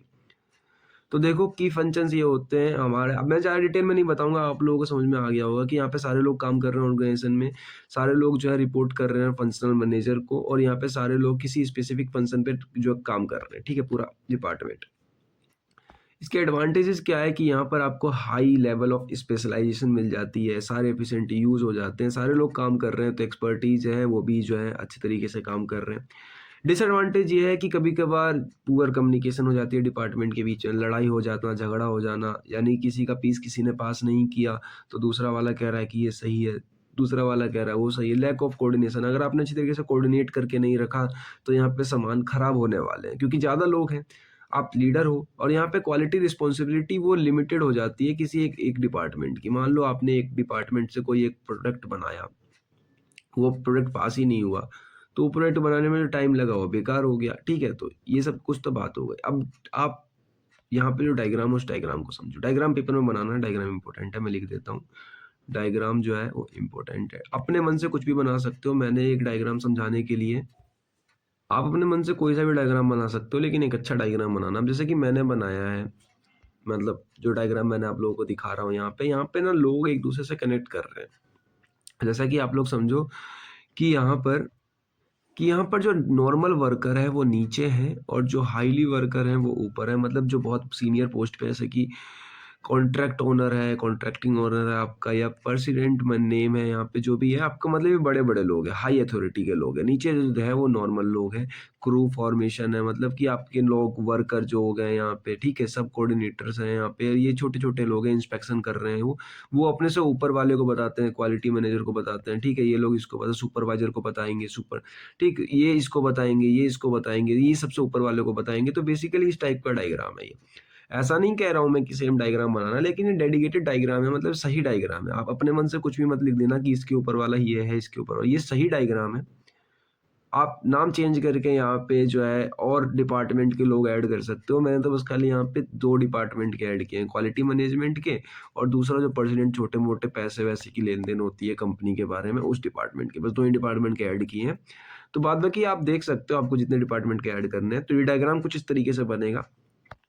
ठीक है, आई होप कि समझ में आ गया होगा। दूसरा है line structure. Line structure basically कुछ नहीं है, मैं आपको जल्दी से बताता हूँ फटाक से एक लाइन में, क्योंकि लाइन स्ट्रक्चर है ये भी। मान लो हायर अथॉरिटी के लोग ऊपर हैं, ठीक है? और वो धीरे-धीरे चलते हुए आ रहे हैं लोअर अथॉरिटी के पास। मतलब कि सबसे पहले ऊपर बड़े लोगों ने बात करी, देखो simply line structure from the organization value authorities flow जो हो रही है आपकी डायरेक्टली एकदम टॉप मैनेजमेंट से एकदम लो मैनेजमेंट की तरफ। मतलब कि आप बिल्कुल ऊपर से नीचे आ रहे हो, तो उस तरीके से है कि फीचर्स यहाँ पर यही है कि यहाँ पे एक अच्छी तरीके से चैन मिल जाती है आपको, चैन मिल जाती है, मतलब ऐसे गिरता हुआ पानी फ्लो है, मतलब नीचे वाला आदमी अपने ऊपर को बताएगा, उसके ऊपर वाला उसके ऊपर को, उसके ऊपर वाला उसके ऊपर को, उसके ऊपर वाला उसके ऊपर को, ठीक है? तो इस तरीके से काम हो रहा है। वैसे कंपनियों के अंदर ज़्यादातर ऐसा ही होता है। यहाँ पे each employee report to one superior, यानी अपने से ऊपर वाले आदमी को बता रहा है। Decision are taken by top level manager. जो सबसे ऊपर वाले आदमी होते हैं वही डिसीजन लेते हैं, नीचे वालों को कोई मतलब नहीं। अपने मन से वो डिसीजन नहीं ले सकते। एडवांटेज यहाँ पे है कि simple and easy to understand है, क्विक डिसीजन मेकिंग हो जाती है क्योंकि सब लोगों के दिमाग से राय निकलते हुए आ रही होती है। बट यहाँ पे थोड़ी-सी गलती ये है कि जो मैनेजर है ना, उसके ऊपर कभी-कभार बहुत ज़्यादा ओवरलोड हो जाता है, क्योंकि वो यहाँ की भी बात देख रहा था, यहाँ की भी देख रहा था, यहाँ की भी देख रहा था। इन्होंने तो ऊपर दे दी अपनी-अपनी बातें, इसने भी ऊपर-ऊपर दे दी, लेकिन जो मैनेजर पोस्ट पे था वो किसको देगा? वो तो खुद बताएगा सब लोगों को कि कैसे करना है, क्योंकि वो तो ओनर से जाके पूछेगा नहीं। ओनर ने तो इसलिए इसको रखा है कि तू बता लोगों को, कामों को, तो उसके पास कभी-कभार लोड ज़्यादा आ जाता है, ठीक है? तो बेसिकली इस तरीके का होता है लाइन स्ट्रक्चर। अब देखो line and staff structure. Line and staff structure मतलब बेसिकली या तो आप अपने से ऊपर वाले को बताओ ले जाके, या फिर एक प्राइवेट एक्सपर्ट डिवाइस है उसको जाके बताओ, ठीक है? जैसे मैं बताता हूँ आपको, एक line and staff structure basically combine होता है लाइन अथॉरिटी का और स्टाफ स्पेशलिस्ट का। मतलब बेसिकली लाइन अथॉरिटी तो आप समझ में गए आ गए हो। लाइन अथॉरिटी तो आपको समझ में आ गया होगा कि मतलब अपने से ऊपर वाले को जाके बता देना। स्टाफ स्पेशलिस्ट मैं बता रहा हूँ कि जो आपका एक्सपर्ट एडवाइस है, मतलब किसी एक पर्टिकुलर काम को आप उसको भी जाके बता सकते हो। मान लो आपको कोई प्रोडक्ट बनाना था, उसमें आपके पास 10 लोग आए हैं, उसमें से कोई एक एक्सपर्ट है, मतलब उन सब सामानों का, और आपका सीनियर है, बट एक बड़े लेवल पे सीनियर नहीं है, प्रोजेक्ट का सीनियर है, तो आप उसे भी बता सकते हो। साथ ही साथ में अपने सुपीरियर को भी बता सकते हो, किसी को भी बता सकते हो कि गलती हो रही है, कहाँ हो रही है। उससे अच्छी डिसीजन मेकिंग मिल जाती है आपको। यहाँ पे एक एक्सपर्ट है आपके पास, क्योंकि लाइन मैनेजर में तो आपने सिर्फ सीनियर को बताया, सीनियर के पास नॉलेज है कि नहीं, बट यहाँ पे एक्सपर्ट की तो नॉलेज है आपके पास। बेटर सपोर्ट मिलता है आपको, उससे थोड़ा-सा अच्छा होता है, और कॉन्फ्लिक्ट होने के मैनेजर और स्टाफ मैनेजर में चांसेस ज़्यादा होते हैं, क्योंकि आपने 2 आदमी को बताया है, आदमी 1 और आदमी 2। अब आदमी 1 जो है वो सुपीरियर है, दूसरा स्टाफ है, मतलब एक्सपर्ट है उस मामले में। तो ये बता रहा है कि नहीं, ये पीस इस तरीके से पास हो जाएगा, तो ये कह रहा है नहीं, नहीं होगा। तो बेसिकली थोड़ी-सी ज़्यादा झड़प होने के चांसेस होते हैं इसके अंदर। दूसरा ये समझना। तीसरा मैट्रिक है। मैट्रिक का मतलब ये है कि आपने कोई एक सामान लिया, उसमें गलती आई, तो आप ऑर्गेनाइजेशन के किसी भी आदमी को जाके उसकी रिपोर्ट कर दो। कहीं भी जाके रिपोर्ट कर दिया आपने, फंक्शनल को करी, मैनेजर को, या प्रोजेक्ट मैनेजर को करी, किसी भी मैनेजर को कर दिया आपने, आप आपका तो काम खत्म हो गया, लेकिन यहाँ पे कॉन्फ्लिक्ट होने के चांस बहुत ज़्यादा बढ़ जाते हैं, क्योंकि ड्यूल रिपोर्टिंग हो रही है। मतलब एक ही काम को दो-दो लोग बता रहे हैं अलग-अलग डिपार्टमेंट के, तो ज़्यादा कॉन्फ्लिक्ट होने के चांस होते हैं। मैट्रिक ये बहुत बड़े कंपनियों में ऐसा वाला कॉन्सेप्ट नहीं होता है। अब देखो प्रोडक्ट बेस्ड स्ट्रक्चर, अब इसका मतलब मैं आपको ना, आपने बहुत सारे मूवीज़ में देखा होगा कि चलो मूवी का एग्जांपल रहने देते हैं। प्रोडक्ट बेस्ड स्ट्रक्चर मतलब इस तरीके की, आपके पास कोई एक कस्टमर आता है, उसने अपना एक प्रोजेक्ट बताया कि मुझे ये चाहिए, तो कंपनी अपने पास से 10 रिक्वायरमेंट लेती है, मतलब 10 लोगों को उठाती है और 10 लोगों को उस काम को दे देती है कि जाओ तुम लोग देखो इसके। तो उस प्रोजेक्ट का एक प्रोजेक्ट मैनेजर बन जाता है, टीम वर्कर बन जाते हैं और यहाँ पे 10 लोग काम कर रहे हैं। तो जो भी चीज़ हो रही है वो प्रोजेक्ट बेस्ड हो रही है, यानी प्रोजेक्ट में कोई खराबी हो रही है तो फिर कंपनी को नहीं बताने जाएँगे वो लोग कि ये खराबी हो रही है। जितने भी टीम मेंबर हैं वो प्रोजेक्ट मैनेजर को बताएँगे कि जो है हमारे में ये दिक्कत हो रही है। तो प्रोजेक्ट मैनेजर उस प्रोजेक्ट के रिगार्डिंग हेल्प करेगा उन लोगों की, ठीक है? तो बेसिकली यहाँ पे लोग जो होते हैं वो किसी एक स्पेसिफिक गोल के लिए काम करने आते हैं। टेम्पररी बनाई हुई टीम होती है और स्ट्रॉन्ग प्रोजेक्ट मैनेजमेंट अथॉरिटी होती है, मतलब कि प्रोजेक्ट मैनेजर सबसे बड़ा आदमी होता है। एडवांटेज ये है, डिसएडवांटेज ये है, चाहो तो आप लोग पढ़ लेना क्योंकि मेरे पास अब टाइम कम है तो मैं स्किप कर रहा हूँ वाला पार्ट। बहुत बार बता दिया मैंने एक-एक चीज़ ही। अब देखो next topic is going to designing an organization for a quantity. Basically ये टॉपिक है कि आप डिज़ाइन कर रहे हो ऑर्गेनाइजेशन में किसी एक क्वालिटी के लिए। मतलब आपके पास सब कुछ है, अब आप डिज़ाइन किस तरीके से कर रहे हो, क्या-क्या स्टेप लेने वाले हो उस सामान का। तो designing an organization meaning structure to achieve quality before efficiency, मतलब कि अब आप क्या कर रहे हो? एक ऑर्गेनाइजेशन की पूरी डिज़ाइन बना रहे हो कि कौन आदमी कहाँ काम करेगा। तो सबसे पहले बात करते हैं कि आपको चेक करना पड़ेगा नेचर ऑफ प्रोडक्ट, कि प्रोडक्ट क्या बनता है। साइज़ ऑफ कंपनी, कंपनी में कितने लोग हैं, टेक्नोलॉजी कौन-कौन सी यूज़ हो रही है, मार्केट की क्या-क्या रिक्वायरमेंट है, ये सब कुछ तो आपको चेक करने पड़ेंगे, ठीक है? और अगर मैं बात करूँ कि आप लोग क्या स्टेप्स लेने वाले हो, तो डिफाइन करने वाले हो क्वालिटी की objective, identify activity required. Basically आप असाइन करोगे रिस्पॉन्सिबिलिटी कि तुम ये काम करोगे या आप ये काम करोगे। फिर एस्टेब्लिश अथॉरिटी रिलेशनशिप, फिर डेवलप कम्युनिकेशन चैनल्स। तो बेसिकली 4-5 स्टेप है, आप गो थ्रू कर सकते हो। अब देखो इम्पोर्टेंट कंसिस्टेंसी यहाँ पे ये है कि आपको हर किसी आदमी को वही काम देना है जो वो काम कर सकता है।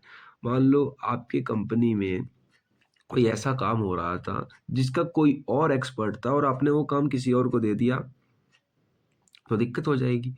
फिर है अवॉइड डुप्लीकेशन ऑफ वर्क, यानी एक काम दो आदमी को नहीं दोगे आप, मतलब सेम काम दो आदमी कर रहे हैं तो इस तरीके से ऐसा होता है कि आपका टाइम नाश हो रहा है। एक प्रोडक्ट ये भी बना रहा है, एक प्रोडक्ट ये भी बना रहा है, इसका पास हो गया, इसका फेल हो गया, या इसका फेल हो गया, इसका पास हो गया। तो ये सही है, लेकिन अगर एक प्रोडक्ट ये भी बना रहा है और एक प्रोडक्ट ये भी बना रहा है और चाहिए हमें सिर्फ़ एक ही प्रोडक्ट था, और तो फिर बेकार दिक्कत हो जाती है कि दूसरा वाला आदमी कुछ और कर सकता था। खाली नहीं बैठना चाहिए था उसे, और यहाँ पे across functional team in goes और quality integrated by into all process, ठीक है? सारे प्रोसेस के अंदर होती है। अब देखो organization for different types of product and companies. Basically हम सेकंड टॉपिक पे आ चुके हैं। सेकंड टॉपिक मतलब दूसरा टॉपिक है हमारा कि आपकी जो डिफरेंट टाइप ऑफ प्रोडक्ट बना रही है आपकी कंपनी, या डिफरेंट टाइप ऑफ कंपनी आपने चुनी है ऑर्गेनाइजेशन के बेस पे। तो देखो अब यहाँ पे इसका मतलब क्या है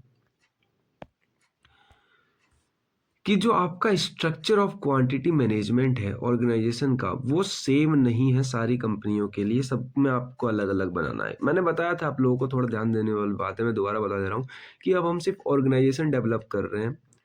हम प्रोडक्ट पे ध्यान उतना नहीं दे रहे हैं जितना हम ऑर्गेनाइजेशन पे दे रहे हैं। तो आप ध्यान रखना कि हम सिर्फ ऑर्गेनाइजेशन बनाने पे फोकस कर रहे हैं। डिज़ाइन जो बना रहे थे वो हम ऑर्गेनाइजेशन की बना रहे थे कि हमें एक पूरी की पूरी स्ट्रक्चर बनानी है लोगों की जो काम करेंगे हमारे साथ, ठीक है? तो देखो डिफरेंट प्रोडक्ट बनाती है कंपनियाँ, डिफरेंट डिफरेंट सामान बनाती है, डिफरेंट डिफरेंट साइज़ बनाती है, कंपनियों की साइज़ अलग-अलग होती है। तो आप जब स्ट्रक्चर बनाने जा रहे होते हो तो ऐसा नहीं कि एक स्ट्रक्चर बनाया और उसमें सारी कंपनियाँ बनवा ली आपने, मतलब सारी कंपनियों को दे दिया वो। अब अलग-अलग कंपनी के लिए डिज़ाइन स्ट्रक्चर अलग-अलग बनता है, ठीक है? तो देखो अब बेसिकली यहाँ पे मैंने प्रोडक्ट के कुछ नाम लिख रखे हैं जो अलग-अलग प्रोडक्ट बनाती है। जैसे कुछ कंपनियाँ होती है जो सिर्फ़ जॉब ऑर्डर प्रोडक्शन बनाती है। यानी कि कस्टमर ने आज बोला कि मेरे को ये सामान चाहिए, तो उसके ऊपर सारे लोग काम कर रहे हैं, उसके हिसाब से सामान बन। दूसरा बैच प्रोडक्शन, यानी कि कुछ सामानों को मान लो प्रोडक्ट ए के 100 पीस बन रहे हैं, बी के 100 पीस बन रहे हैं, सी के 100 पीस बन रहे हैं, मतलब अलग-अलग लोगों के। प्रोडक्ट ए बी से कुछ नहीं लेगा, बी सी से नहीं लेगा, मतलब एक-दूसरे को लेना देना नहीं है। इसमें सारे वर्कर अलग लग रहे हैं, इसमें सारे वर्कर अलग हैं, इसमें सारे वर्कर अलग हैं। इस टाइप की कंपनियाँ होती हैं। कुछ इस टाइप की प्रोडक्शन प्लांट होती है कि मास प्रोडक्शन कर रही है, फ्लो कंटीन्यूअस, बस खाली चलता जा रहा है काम। तो यहाँ पे सिर्फ़ एक टाइप के जितने भी वर्कर हैं, सिर्फ़ एक टाइप के हैं। इसका थोक मटेरियल निकल रहा है, यानी 1000 पीस बन रहा है आपका पर घंटे के हिसाब से। और चौथा आता है आपका भाई कंटिन्यूअस प्रोडक्शन प्रोडक्शन, मतलब डेली काम चल रहा है। ऐसे कि मान लो कोई दूध की कंपनी है, मिल्क की कंपनी है, तो मिल्क तो डेली बिकना है, तो वो लोग डेली प्रोडक्शन बना रहे हैं, अपना डेली काम कर रहे हैं, तो उसके अंदर अलग प्रोसेस होती है, उसके अंदर अलग डेवलपमेंट होते हैं। अब नेक्स्ट चीज़ हम लोग देखने वाले हैं organization based on type company. Basically आपको समझना है कि कंपनी का स्केलर जो है वो कितना बड़ा है, कंपनी छोटी है या कंपनी बड़ी है। बट इससे पहले आप लोग समझो कि हम लोग कर क्या रहे हैं, क्योंकि अब सेम सेम टॉपिक पढ़ के आप लोग भी थोड़े से ना कंफ्यूज हो गए होंगे, तो मैं आप लोगों की क्लैरिटी कर देता हूँ। यहाँ पे हम लोग यहाँ पे डिज़ाइन बना रहे हैं, ठीक है, एक स्ट्रक्चर बना रहे हैं अपनी एक ऑर्गेनाइजेशन का, जिसमें बहुत सारे लोग काम कर रहे हैं। तो उसके लिए हमें डाटा कलेक्ट करना पड़ेगा। डाटा कलेक्ट ऐसे करना पड़ेगा कि कौन सी कंपनी कितनी बड़ी है, कौन सी कंपनी छोटी है, उस हिसाब से हम अपने डिज़ाइन बनाएंगे, ठीक है।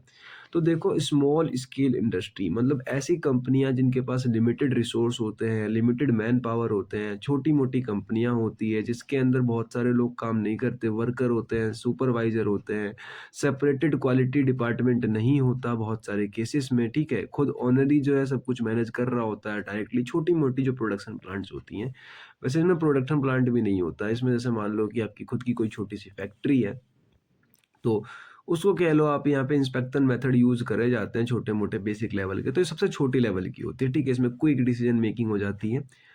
तो ये एक छोटी वाली हो गई। इससे ऊपर वाली आती है, अगर आप डिज़ाइन बना रहे हो तो ऊपर वाली की आसानी बन जाएगी। इसमें थोड़ा कॉम्प्लिकेटेड ये होता है कि इसमें जो कंपनियाँ होती हैं, इसमें मॉडरेट रिसोर्सेज होते हैं, यानी रॉ मटेरियल ज़्यादा है, लोग ज़्यादा हैं, काम ज़्यादा है। यहाँ पे क्वालिटी डिपार्टमेंट फीचर होता है, यानी कि क्वालिटी डिपार्टमेंट जो होता है ना, वो पक्का-पक्की पाया जाता है, मतलब कि बनाना पड़ेगा आपको एक क्वालिटी का एक पर्टिकुलर डिपार्टमेंट जो सिर्फ़ क्वालिटी को चेक करेगा, ठीक है।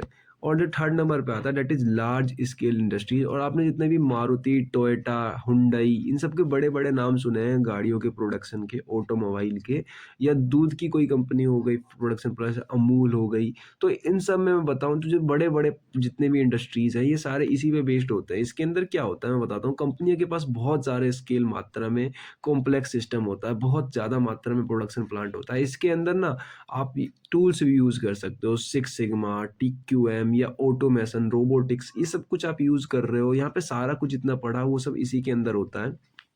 सबसे बड़ी वाली होती है और सबसे हार्ड होता है इसका डिज़ाइन बनाना, ठीक है। तो हमने तीनों चारों पढ़ लिए। अब देखो, यहाँ तक आप लोगों को सब कुछ समझ में आया नहीं आया वो बात नहीं है। अब हमारे टॉपिक सारे हो गए हैं खत्म पुराने वाले।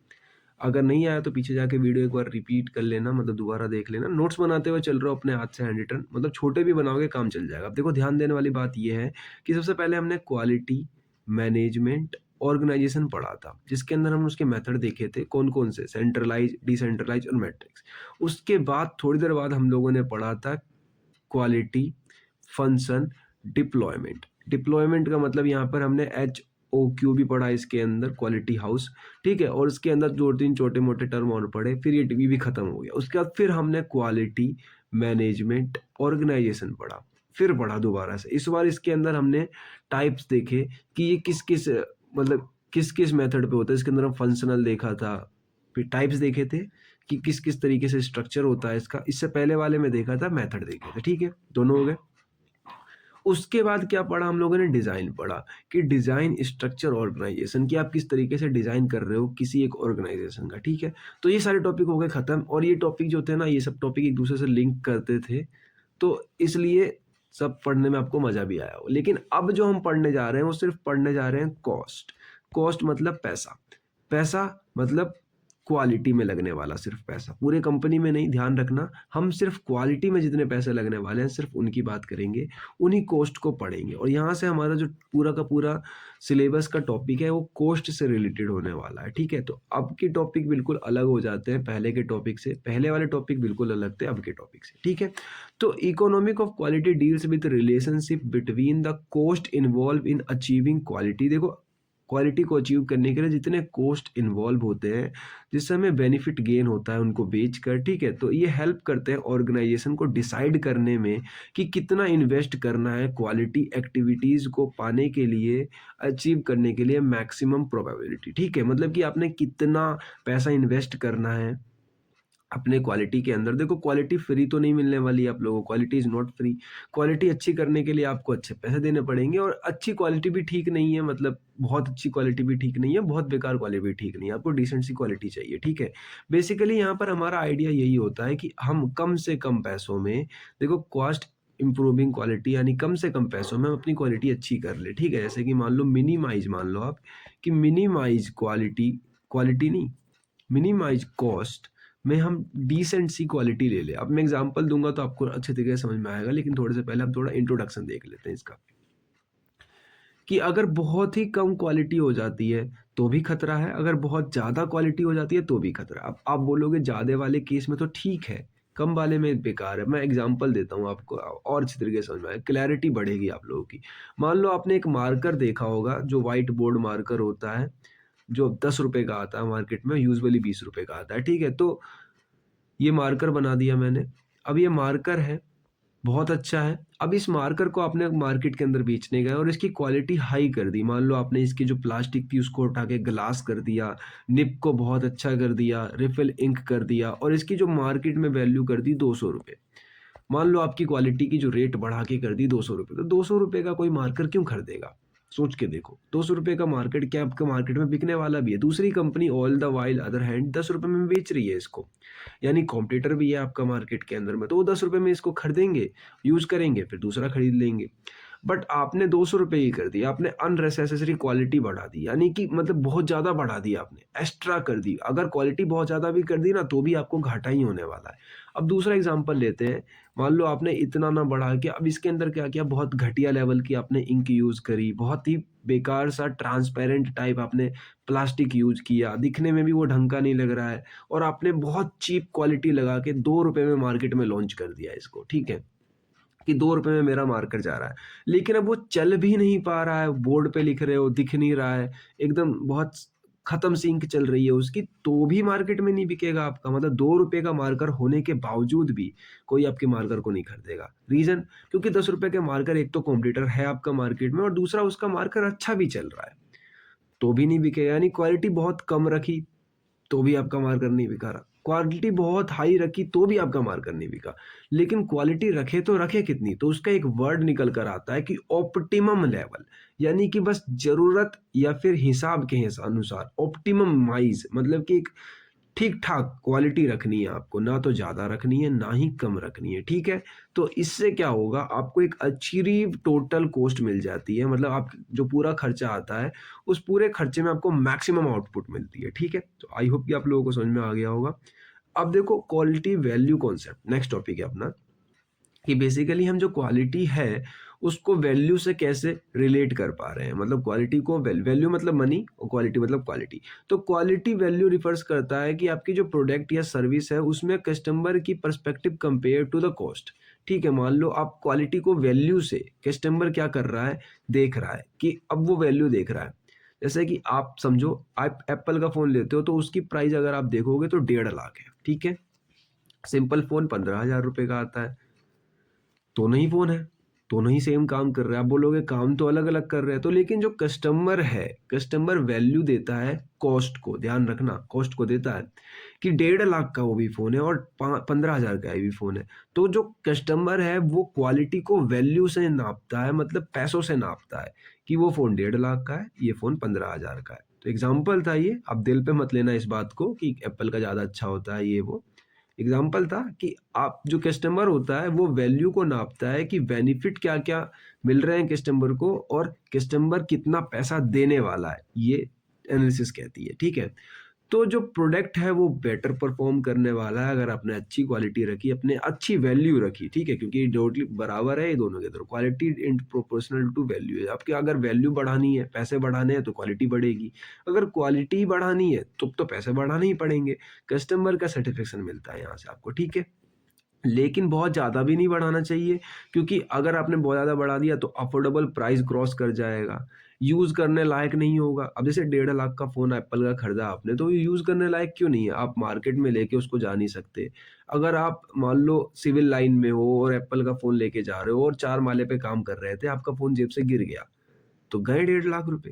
कहने का मतलब कि फिट फॉर यूज़ होना चाहिए, मतलब कि अगर ख़राब भी हो जाए तो भी आपको बुरा ना लगे कि पैसे चले गए, नाश हो गए, ठीक है? तो कहने का मतलब ये है कि कुछ ऐसा सामान बनाना है, बहुत महँगा भी नहीं बना देना है कि सामने वाला बंदा खरीद के उसका फिर अफ़सोस मनाए। Next topic is cost of quality. Cost of quality से मेरा मतलब यहाँ पर है, जो मैंने लिख रखा है कि क्वालिटी की कॉस्ट कितनी आ रही है, ठीक है? अब कॉस्ट क्या-क्या है, तो टोटल कॉस्ट है। इसके अंदर 4 कॉस्ट होते हैं बेसिकली, मैं चारों पढ़ाऊँगा आप लोगों को। चारों कॉस्ट को जोड़ के जो कॉस्ट आ रही है दैट इज़ टोटल कॉस्ट। कितनी आ रही है फाइनल, यानी कितने में आपका प्रोडक्ट बन रहा है, ठीक है? कितने में बन रहा है और कितने में बिक रहा है, ठीक है? ये बस खाली कॉस्ट ऑफ क्वालिटी यही है, बाद बाकी अगर आप पढ़ना चाहो तो पढ़ सकते हो। Classification of quality. क्वालिटी की क्लासिफिकेशन कर रहे हैं हम, तो यही है हमारी टाइप्स पढ़ने वाले हैं हम, ये टाइप्स भी कह सकते हो आप इन्हें। तो बेसिकली 2 तरीके के होते हैं, ध्यान रखना, कॉन्फॉर्मेंस और नॉन कॉन्फॉर्मेंस। मैं आपको क्लैरिटी के लिए बता देता हूँ, एकदम ध्यान लगा के सुनना, बहुत ही आसान टॉपिक है। कन्फॉर्मेंस कॉस्ट क्या होती है? जैसे मान लो आपको कोई प्रोडक्ट है, यानी प्रोडक्ट बनने से पहले जितना भी कॉस्ट लगा, यानी बिफोर बिफोर जितने भी कॉस्ट आए, ठीक है, वो सारे हो जाएंगे कॉन्फॉर्मेंस। यानी कि आपने लोगों को खरीदा, लोगों को ट्रेनिंग दी, अपने अच्छे अच्छे इंस्ट्रूमेंट यूज किए, आपने लाइटनिंग रखा, पैसे रखे, स्टैंडर्ड रखे, ये सारे कॉस्ट बनने से पहले के हैं, प्रोडक्ट नहीं बना। और बनने के बाद अगर उसके अंदर कोई गलती आ रही है, प्रोडक्ट प्रोडक्शन के बाद गलती आ रही है, तो उसको सुधारने में जितने कॉस्ट लग रहे हैं वो होते हैं नॉन कन्फॉर्मेंस, ठीक है? 2 कॉस्ट होते हैं। अब देखो, कन्फॉर्मेंस के अंदर भी 2 पार्ट होते हैं, प्रिवेंशन प्रिवेंशन कॉस्ट और अप्रेजल कॉस्ट, ठीक है? दोनों आगे बात करेंगे। और अगर नॉन कन्फॉर्मेंस की बात करें तो उसके अंदर भी होते हैं internal failure cost, external failure cost. But अब ध्यान रखना, अब आपको थोड़ा-सा समझाता हूँ मैं, एक चीज़ और समझने लायक है आप लोगों के, कि मान लो आपका कोई प्रोडक्ट है, उसमें बनने से पहले एक कॉस्ट लग रही है, ठीक है? वो प्रोडक्ट बिक गया मार्केट में, सेल हो गया, ठीक है? दूसरे वाले में है कि आपका प्रोडक्ट बनने के बाद कॉस्ट लग रही है, उसको सही करा जा रहा है, ठीक है? और तब बेच रहे हैं मार्केट में। तो आप ध्यान दोगे तो आप सोचोगे, पता चलेगा आपको कि प्रोडक्ट बनने से पहले तो कॉस्ट लगना कंपल्सरी है, मतलब बिना पैसे लगाए तो आप प्रोडक्ट बना ही नहीं सकते, यानी 1 तो कंपल्सरी लग ही गया। अब रही बात 2 की, यानी बनने के बाद फिर उसमें सुधार करने के लिए आपने कॉस्ट लगाया, यानी ये एक्स्ट्रा लग गया। तो मतलब अगर ये नहीं भी लगता ऊपर वाले केस में, तो हमें ज़्यादा फ़ायदा होता, मतलब बनने से पहले जो कॉस्ट लगा वो लगा, उसके बाद प्रोडक्ट बिक गया, उसको सही नहीं करना पड़ा। तो हम लोग यही करते हैं, हमारा मेन गोल यही होता है इसके अंदर, कि हम इंक्रीज़ कर देते हैं कन्फॉर्मेंस कॉस्ट को। कन्फॉर्मेंस कॉस्ट कौन-सा कॉस्ट? बनने से पहले का कॉस्ट, और घटा देते हैं बनने के बाद वाले कॉस्ट को, ठीक है? तो इससे फ़ायदा ये होता है कि हमारा जो प्रोडक्ट है, उसपे 2 बार कॉस्ट नहीं लगती है, 1 ही बार लगती है, ठीक है? अब यहाँ पे टाइप्स की बात कर लेते हैं। पहले हम पढ़ रहे हैं प्रिवेंशन कॉस्ट, मतलब कन्फॉर्मेंस कॉस्ट के टाइप्स। तो प्रिवेंशन कॉस्ट ये है कि आप बनने से पहले जितने भी काम कर रहे हो, प्रोडक्ट बनने से पहले, डिटेक्ट करने से पहले, यानी डिफेक्ट आने से पहले, प्रोडक्ट बनने से डिफेक्ट आने से पहले जितने भी काम कर रहे हो वो सारे प्रिवेंशन, यानी कि आप डिफेक्ट बनने नहीं दे रहे हो। उसके लिए क्या कर रहे हो आप? देखो, क्वालिटी प्लानिंग कर रहे हो, प्रिवेंशन मेंटेनेंस कर रहे हो, एम्प्लॉय को ट्रेनिंग दे रहे हो, सप्लायर क्वालिटी एश्योरेंस चेक कर रहे हो। तो ये सारे काम में पैसा खर्च हो रहा है, और इन सारे काम से आपका डिफेक्ट नहीं बनने वाला है, ठीक है? आप चेकिंग कर रहे हो पहले से ही। दूसरा आता है अप्रेजियल कॉस्ट। अप्रेजियल कॉस्ट मतलब ऐसे कॉस्ट जो कि आप क्या कर रहे हो, इवेल्युएट कर रहे हो, मतलब आपका प्रोसेस जब चल रहा है तो उसमें कहीं खराबी ना हो, मतलब ऑनगोइंग प्रोसेस है आपका, मतलब कि आपके सारे सामान जो है वो बन रहे हैं, मैन्युफैक्चर हो रहे हैं, तो उसमें आप टेस्ट कर इंस्पेक्शन कर रहे हो, चेकिंग कर रहे हो, क्वालिटी ऑडिट्स ले रहे हो, लेबोरेटरी टेस्टिंग कर रहे हो, मतलब खराबी ना हो, मतलब चलता हुआ प्रोसेस खराब ना हो। आप बनते समय चेक कर रहे हो, पहला बनने से पहले आपने ट्रेनिंग व्रेनिंग दे दी, दूसरा बनते समय चेक कर रहे हो। अभी प्रोडक्ट बने नहीं है, बन रहे हैं, उस समय चेक कर रहे हो, उसमें भी पैसा लगता है, इंस्पेक्शन कॉस्ट लगती है, उसमें टेस्ट में पैसा लगता है। तो अगर आप पैसा यहाँ नाश करोगे तो आपका प्रोडक्ट बनने से पहले अप्रेजल कॉस्ट होगी। अब बात करते हैं इंटरनल फेलियर कॉस्ट। मान लो आपका प्रोडक्ट रेडी है, बन के तैयार हो गया, और आपने लास्ट में चेक किया, ठीक है, उसके ऊपर खराबी आ गई, मान लो स्क्रैच आ गया, निशान पड़ गया, डेंट पड़ गया, या प्रोडक्ट के ऊपर साइज अलग आ गई, तो उसके ऊपर आपको रीवर्क करना पड़ रहा है, री इंस्पेक्शन करना पड़ रहा है, प्रोडक्शन में डिले हो रही है। मतलब आपका प्रोडक्ट आपके हाथ में है अभी भी। मैं ये समझाना चाह रहा हूँ कि अब बन गया है, लेकिन आपके हाथ में, और आपको ही पता चल गया, यानी फैक्ट्री के अंदर ही है वो अभी, और फैक्ट्री के अंदर ही आपको पता चल गया है कि प्रोडक्ट खराब है। तो उस प्रोडक्ट में आप दोबारा संशोधन करोगे, उस प्रोडक्ट को ठीक करोगे, तो उसमें जो पैसा आएगा वो इंटरनल फेलियर कॉस्ट, ठीक है? अब एक्सटर्नल फेलियर कॉस्ट की बात करूँ, अगर वो सामान बन गया आपका, ठीक है, वो सामान आपका बन गया और बनने के बाद अब मार्केट में जो है बिक भी गया, सोल्ड भी हो गया, ठीक है, सारा का सारा सामान बिक भी गया। बिकने के 1 महीने बाद ही सब वारंटी क्लेम कर रहे हैं, जितने प्रोडक्ट बिके थे उन सब पे वारंटी क्लेम आ गया कि सबका प्रोडक्ट खराब हो गया, ठीक है। या प्रोडक्ट रिटर्न के इश्यू आ रहे हैं, मतलब आपका सामान बिक गया मार्केट में, बिकने के बाद एरर आ रही है, 1 महीने बाद आ रही है, तो उसका रिप्लेसमेंट, रिपेयर का खर्चा आएगा आपके पास, मतलब ये सारी बाहर की कॉस्ट हो जाती है, एक्सटर्नल फेलियर कॉस्ट, ठीक है। तो अब यहाँ पर इतना समझ में आ गया importance of cost of quality. आप ऐसा क्यों कर रहे हो, मतलब क्यों बना रहे हो आप कॉस्ट का चार्ट जो है वो क्यों बना रहे हो, जिससे आपको पता चल सके कि कहीं जो है आपके आइडेंटिफाई हिडन कॉस्ट, मतलब कि कहीं आपके छुपे हुए पैसे तो नहीं लग रहे हैं, फालतू में पैसे लग रहे हैं, आपको पहले ही सही जगह लगा लेने चाहिए थे, आपको डिसीजन मेकिंग में काम मिलेगा, आप प्रोसेस से चुन पाओगे, आप रीवर्क करने से बचोगे, सेटिस्फेक्शन बढ़ता है कस्टमर का, तो बेसिकली ये इंपॉर्टेंस है। मेथड है कि कौन कौन से मेथड जो है हम ये रिड्यूस करते हैं क्वालिटी को, तो बेसिकली मैंने आपको पहले ही बताया था कि हम जो कॉन्फॉर्मेंस कॉस्ट होती है उनको बढ़ाते हैं, नॉन कन्फॉर्मिंग कॉस्ट जो होती है उनको घटाते हैं, ठीक है, ध्यान रखना। अब कन्फॉर्मिंग कॉस्ट कैसे बढ़ेगी, यानी प्रोडक्ट बनने से पहले जितने भी काम होने वाले हैं उन सब में पैसा इन्वेस्ट करो। जैसे कि इंक्रीज प्रिवेंशन एक्टिविटीज, प्रोडक्ट में डिफेक्ट जो आ रहे हैं उसको रोकने के लिए हमने प्रिवेंशन एक्टिविटीज बनाई। इम्प्रूविंग प्रोसेस कंट्रोल, प्रोसेस को कंट्रोल करने के लिए हमने उसमें पैसा लगाया, ट्रेनिंग दिलवाने में लोगों को, एम्प्लॉय को, उनमें पैसा लगाया, यूज किया बेटर डिजाइन प्रोटेक्ट, मतलब अच्छे डिजाइन बनवाए उनमें पैसा लगाया, कोई मेथड इंप्लीमेंट किया है क्वालिटी मैनेजमेंट का उसमें पैसा लगाया, ठीक है, कंटिन्यूस इंप्रूव करने की टेक्निक्स लगाई उनमें पैसा लगा, प्रोजेक्ट बनने से पहले जितना भी सामान उन सब में पैसे लगा दो, तो आपके यही मेथड क्या होते हैं, रिड्यूस करने के कहला जाते हैं। अब देखो एग्जाम्पल भी लेकर आया हूँ मैं, एक प्रैक्टिकल एग्जाम्पल है, कोई ज़्यादा टिपिकल भी नहीं, आप लोगों को समझ में आ जाएगा। एग्जाम्पल क्या है, मान लो कोई एक कंपनी थी जो कि 1000 यूनिट प्रोड्यूस कर रही है, ठीक है, जिसका प्रिवेंशन कॉस्ट 5000 है, अप्रेजियल कॉस्ट 3000 है, इंटरनल फेलियर कॉस्ट 7000 है, यानी कि सामान बनने के बाद 7000 लग जा रहे हैं, और एक्सटर्नल फेलियर कॉस्ट 10,000 है, ठीक है। अब कंपनी का टोटल कॉस्ट अगर आप निकालोगे तो सबको ऐड कर दो, सारे कॉस्ट को ऐड कर दो, इतना कॉस्ट वो कंपनी 1000 यूनिट पे खा रही है, मतलब 1000 यूनिट बनाने में लगा रही है। अगर कंपनी प्रिवेंशन कॉस्ट को बढ़ा के 8000 और कर दे, यानी ऊपर वाले में 8000 और ऐड कर दे, ठीक है, 8000 और ऐड कर दे, इसको बढ़ा के 8000 और ऐड कर दे इसके अंदर, तो जो फेलियर कॉस्ट है ना वो पक्का पक्की कम हो जाएगा, क्योंकि मैंने पहले ही बताया था अगर आप प्रिवेंशन और अप्रेजल कॉस्ट को बढ़ाते हो, इंटरनल कॉस्ट अपने आप घट जाएगा, इंटरनल और एक्सटर्नल कॉस्ट, यानी कंपनी अब जो है, अब की बार जो कंपनी होगी उसका जो न्यू टोटल कॉस्ट आएगा वो पक्का पक्की कम आएगा 25,000 रुपये से, यानी कि आपको कम लागत लगेगी सामान बनाने में, ठीक है, यानी आप ज़्यादा कमाओगे। तो इससे क्या पता चला कि हमें इन्वेस्ट करना है हमें प्रिवेंशन में, ठीक है, जिससे हमें रिड्यूस करना है टोटल कॉस्ट को, इन्वेस्ट करना है प्रिवेंशन कॉस्ट में, ठीक है, प्रिवेंशन कॉस्ट बोल लो या अप्रेजल कॉस्ट बोल लो, जिसमें भी आपको करना है। आई होप कितना समझ में आ गया होगा। अब देखो next topic is our is optimum cost, optimum quality cost, यानी सबसे कम, मिनिमम, जैसे मैंने बताया था ना आपको, क्वालिटी ना ज़्यादा करनी है आपको, ना क्वालिटी कम करनी है, आपको ऑप्टिमम क्वालिटी लेके चलनी है, क्या लेके चलनी है, ऑप्टिमम। वैसे ही आपको कॉस्ट भी ज़्यादा नहीं लेके चलनी ना कम लेके चलनी है, आपको ऑप्टिमम कॉस्ट लेके चलनी है, ठीक है, डेट सेट। तो बेसिकली ऑप्टिमम क्वालिटी कॉस्ट को एक और नाम से जाना जाता है, आप लोग कंफ्यूज मत होना कि आप जो है यहाँ पे क्वालिटी कॉस्ट को रिड्यूस कर रहे हो, ठीक है, क्वालिटी कॉस्ट अगर रिड्यूस भी कोई पूछेगा आपसे कि रिड्यूस करने के मेथड बताओ, तो मतलब बेसिकली हम घटा तो ज़्यादा सकते नहीं, हम एक ऑप्टिमम वैल्यू तो लेंगे, तो ऑप्टिमम वैल्यू हो जाती है हमारी क्वालिटी कॉस्ट रिड्यूस, ठीक है, डेट्स इट। तो जैसे कि यहाँ पे लिखा हुआ है, मैं समझाने की कोशिश कर रहा हूँ, लिख भी रखा है कि देखो ऑप्टिमम क्वालिटी कॉस्ट जो है रिफर्ड करती है level of quality of which total cost quality is minimum, मतलब कि सबसे कम है, इससे कम करने पे आपकी क्वालिटी खत्म हो जाएगी, यानी आपका सबसे कम कॉस्ट यानी सबसे मिनिमम कॉस्ट, लेकिन इससे भी अगर कम कर दोगे तो क्वालिटी में डैमेज पड़ने लगेगा, ठीक है, क्वालिटी आपको मिनिमम रखनी है, कॉस्ट मिनिमम रखनी है, ठीक है।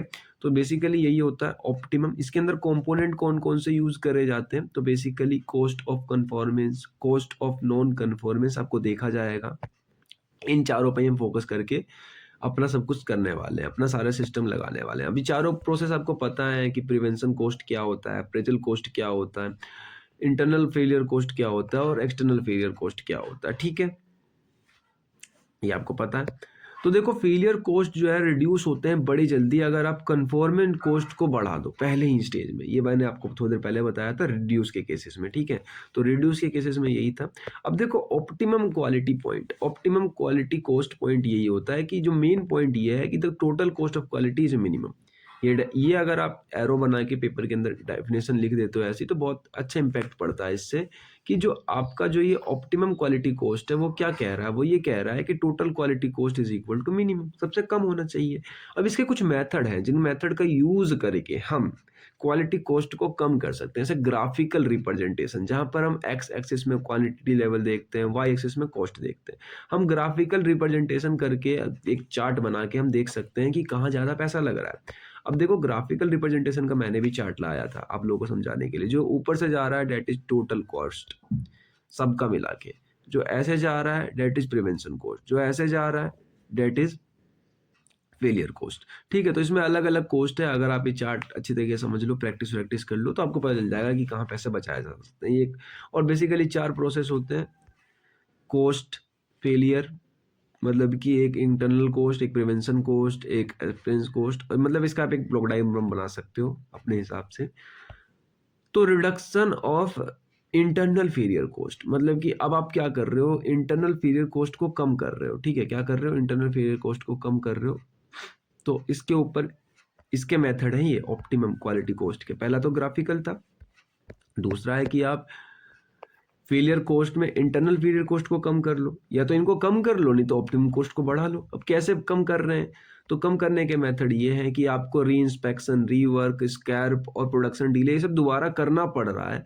इसको ना करो, मतलब पहले ही आपने कर दिया। देखो इम्प्रूव प्रोसेस कंट्रोल, इसको कम करने के लिए आपको क्या करना पड़ेगा, अपने कन्फॉर्मेंट कॉस्ट को बढ़ाना पड़ेगा। देखो रूट कॉज एनालिसिस, आपको जड़ चेक करनी पड़ेगी, आपको अच्छे मशीन लगाने पड़ेंगे, एम्प्लॉय को ट्रेनिंग देनी पड़ेगी, मतलब ये सब कुछ करके आप इसको कम कर सकते हो, ठीक है।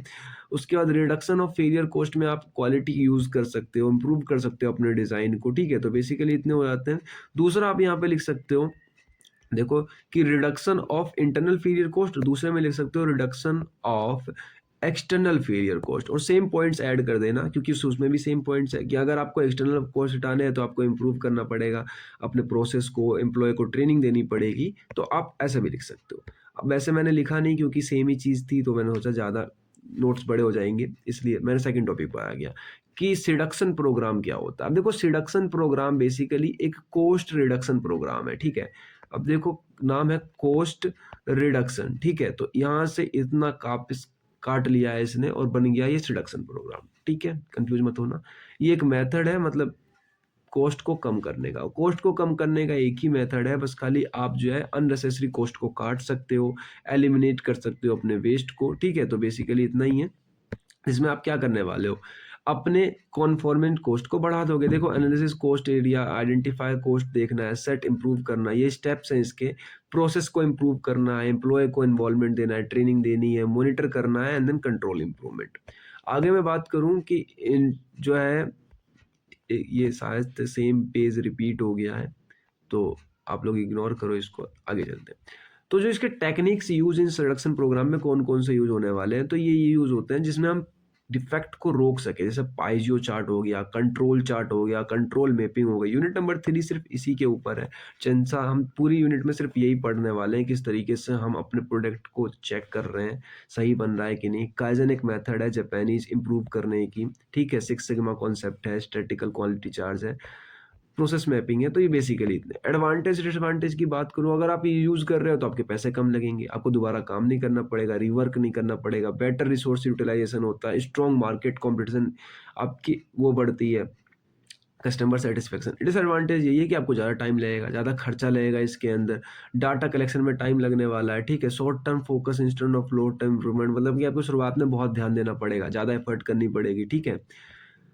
अब next topic is human factor in quality. Human factor से अब हम जो है अपने यूनिट में 2 पार्ट थे ना, यूनिट का पार्ट 1 तो पूरा कंप्लीट कर चुके हैं, अब सेकंड पार्ट पे आ गए हैं, और ये छोटा पार्ट है एज कम्पेयर टू पहले वाले से देखा जाए तो।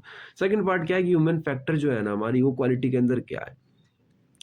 कि ह्यूमन मतलब इंसान कैसे कंट्रीब्यूट कर रहे हैं क्वालिटी के अंदर। मतलब एक अच्छा आदमी अच्छे सामान को देख के अगर ईमानदारी से काम करेगा तो बहुत कुछ चेंज कर सकता है। जैसे कि ह्यूमन बिहेवियर, स्किल हो गया, एटीट्यूड हो गया, इन्वॉल्वमेंट हो गया, जिससे वो फाइनल प्रोडक्ट को किस तरीके से क्वालिटी को चेंज कर रहा है, ठीक है? उसके ये सारे बिहेवियर एक पूरे के पूरे बनते हुए क्वालिटी को चेंज कर देते हैं, ठीक है? इसमें की आइडिया मशीन प्रोड्यूस हो गया,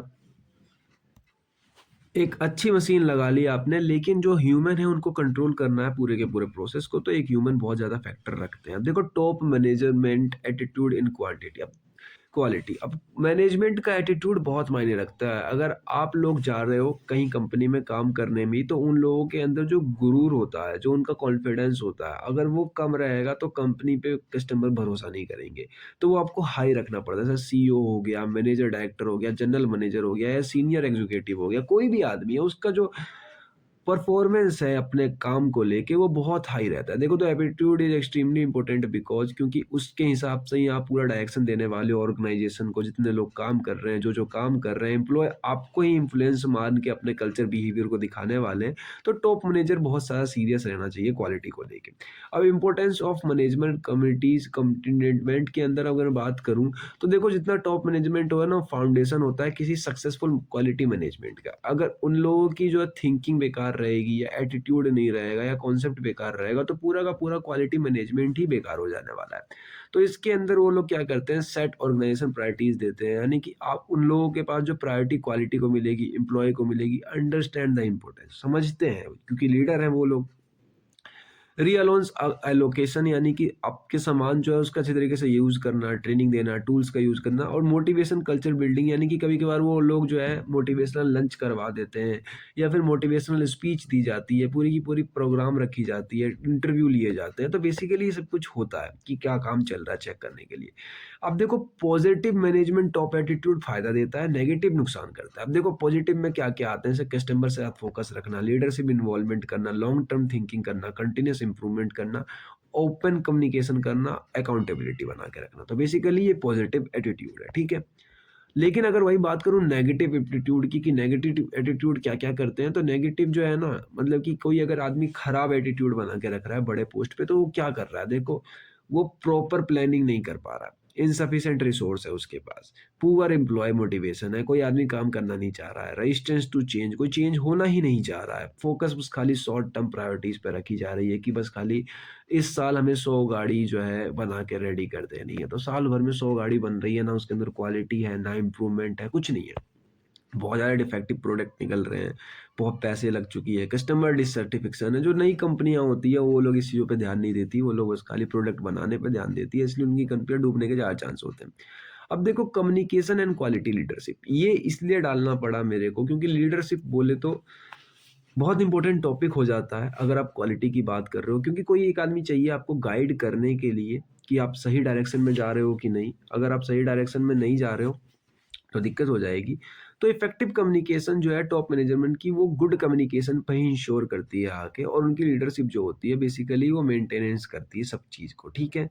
अब देखो यहाँ पे मैंने कुछ एग्जाम जो एडवांटेज डिसएडवांटेज लिखे थे टॉप मैनेजमेंट के, मैं पढ़ देता हूँ कि यहाँ पर है बेसिकली डिसएडवांटेज ये रहे, एडवांटेज ये रहे। अब इनको डायग्राम की हेल्प से मैंने लिख दिए थे ताकि आप लोग भी कुछ इस तरीके का सोचो, मतलब पॉइंट्स वाइज लिखने की सोचो।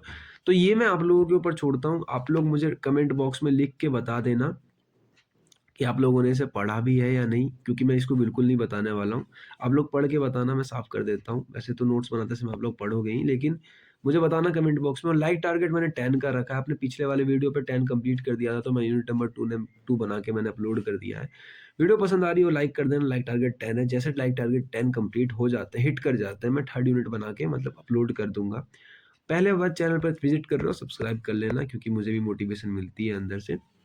नेक्स्ट टॉपिक इज़ कि आपका कोऑपरेशन जो है ग्रुप्स इन क्वालिटी मैनेजमेंट के अंदर, मतलब आपने ग्रुप्स बना रखे हैं, उनका कोऑपरेशन कैसे चल रहा है, ठीक है। कोऑपरेशन जो ग्रुप है वो रिफर कर रहा है ability to different teams, departments को, इंडिविजुअल को, ऑर्गेनाइजेशन को, कि सारे लोग ढंग से काम कर रहे हैं, इफेक्टिवली काम कर रहे हैं अपने क्वालिटी को अचीव करने के लिए।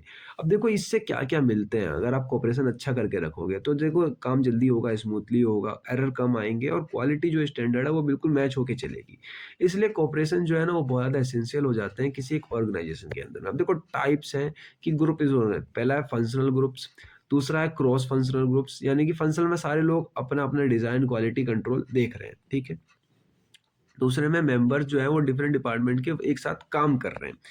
क्वालिटी सर्कल यानी छोटे ग्रुप हैं जिसके अंदर सारे लोग मिलकर एक टॉपिक पे काम कर रहे हैं। फिर प्रोजेक्ट टीम है, कोई प्रोजेक्ट दे रखा है उस पर टेम्पररी ग्रुप बना के सारे लोग मिलके उस पे काम कर रहे हैं, ठीक है। इतने सारे क्या होते हैं, ये ग्रुप्स होते हैं, टाइप्स होते हैं ऑर्गेनाइजेशन में ग्रुप्स के। अब देखो role of group cooperation in quality improvement, किस तरीके से रोल करता है वो। तो बेसिकली मैं आप लोगों को बताऊं ये क्या क्या सुधारता है। तो शेयरिंग नॉलेज एंड स्किल, क्योंकि बहुत सारे लोग एक साथ काम कर रहे होते हैं, आइडेंटिफाई करना प्रोसेस में कहाँ कहाँ वीकनेस आ रही है, इंप्लीमेंट करना, सुधारना उन चीज़ों को, स्टैंडर्ड से मैच करना, और बेस्ट टीम अप्रोच होती है ये एक। वेरियर्स जो होते हैं इसके अंदर, अगर आपका एक गुड कोऑपरेशन नहीं रहा, मतलब बेकार है, पुअर कॉपरेशन है आपका ग्रुप, तो उसमें क्या होता है, कम्युनिकेशन, कभी बात नहीं हो रही है, एक दूसरे से झड़प ज़्यादा हो रही है, एक दूसरे पे भरोसा नहीं हो पा रहा है, रेजिस्टेंस है चेंज करने में, मतलब कोई नया कॉन्सेप्ट आ रहा है उस पर ध्यान नहीं दिया जा रहा है, ईगो है, पर्सनल डिफरेंसेस आ जाती है यहाँ पे, काम में डिले होता है, पैसा ज़्यादा लगता है, एफिशिएंसी वेस्ट होती है। तो ये सब आप भी लिख सकते हो। अब देखो मेथड क्या है इनको इम्प्रूव करने के लिए। मेथड तो यही है कि आप एक अपने पास जो है स्किल डेवलप करो लीडरशिप वाली। अगर लीडरशिप वाली स्किल नहीं आएगी आपके पास तो ग्रुप नहीं चलने वाला। देखो इनकोरेंज ओपन कम्युनिकेशन, कम्युनिकेशन करनी पड़ेगी आपको, टीम बिल्डिंग ट्रेनिंग देनी पड़ेगी आपको, लीडरशिप बनना पड़ेगा आपको, लीडर बनना पड़ेगा। देखो strong team work lead to better product outcomes, जितना अच्छा टीम वर्क होगा उतना अच्छा काम होगा। यानी आपके अंदर अगर 100 लोग काम कर रहे हैं तो आप तो सबसे अच्छे हो, लेकिन क्या वो लोग एक दूसरे से अच्छे काम कर रहे हैं, बात कर रहे हैं, ये भी आपको देखना पड़ेगा, वरना बात नहीं बनने वाली। तो देखो reorganize and rewarding team force, मतलब आपको बताना पड़ेगा कि इस टीम ने सबसे ज्यादा किया, इस टीम ने कम किया, उन्होंने इतनी मेहनत करी। तो ये सब कुछ होता है। अब देखो role in operators in quality. अब ऑपरेटर्स होते कौन है, पहले तो आप ये समझो। देखो ऑपरेटर्स वो इंसान होते हैं जो डायरेक्टली इंटरेक्ट करते हैं मशीन के साथ में, टूल्स के साथ में या प्रोसेस के साथ में, जो सबसे पहले पता कर रहे होते हैं कि ये सामान सही है गलत है, मतलब सामान जो है डिलीवर होना चाहिए, सर्विस के पास नहीं होना चाहिए। तो ये पहली वो हिस्सा होती है, टुकड़ी होती है जो क्वालिटी कंट्रोल करती है, ठीक है, प्रोडक्ट की। उसे कहते हैं ऑपरेटर्स, जिन्होंने ऑपरेट किया है पूरे के पूरे फंक्शन को, ठीक है। तो जो ऑपरेटर है, अगर वही लोग अपना काम नहीं कर रहे हैं, रिस्पॉन्सिबल नहीं है, तो मैनेजर या इंस्पेक्टर बाद में काम करते हैं, ठीक है। सबसे पहले बात करते हैं ऑपरेटर, सबसे पहले काम करते हैं ऑपरेटर, उसके बाद देखा जाता है मैनेजर के पास, तो बाद में कहानी जाती है, और इंस्पेक्टर तो तब देखता है जब सामान बन जाता है। ऑपरेट करने वाले लोग ऑपरेटर कहलाते हैं, ठीक है। यही रीजन है कि ऑपरेटर बहुत ज्यादा क्रिटिकल रोल प्ले करते हैं डिफेक्टिव, और जैसे मान लो कोई एक प्रोसेस है, एग्जाम्पल के तौर पे मान लो ये प्रोसेस चल रही थी प्रोसेस नंबर ए, और ये प्रोसेस चल रही थी प्रोसेस नंबर बी। तो ए में जो है सारे सामान खराब बनते जा रहे हैं, मतलब कि यहाँ पे ज़्यादा डिफेक्ट आ रहे हैं, डिफेक्ट की लेवल हाई है, इसमें बी है।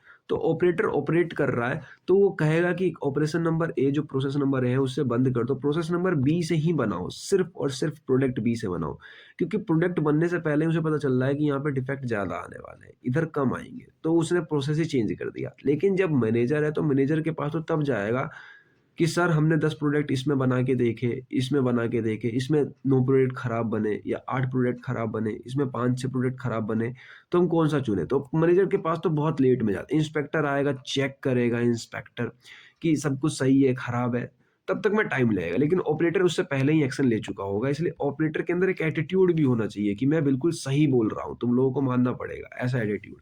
तो देखो concept of quality at source, तो क्वालिटी सोर्स मीन कि पर्सन परफॉर्म कर रहा है, वर्क रिस्पॉन्सिबल है इंश्योरिंग इट क्वालिटी, ठीक है।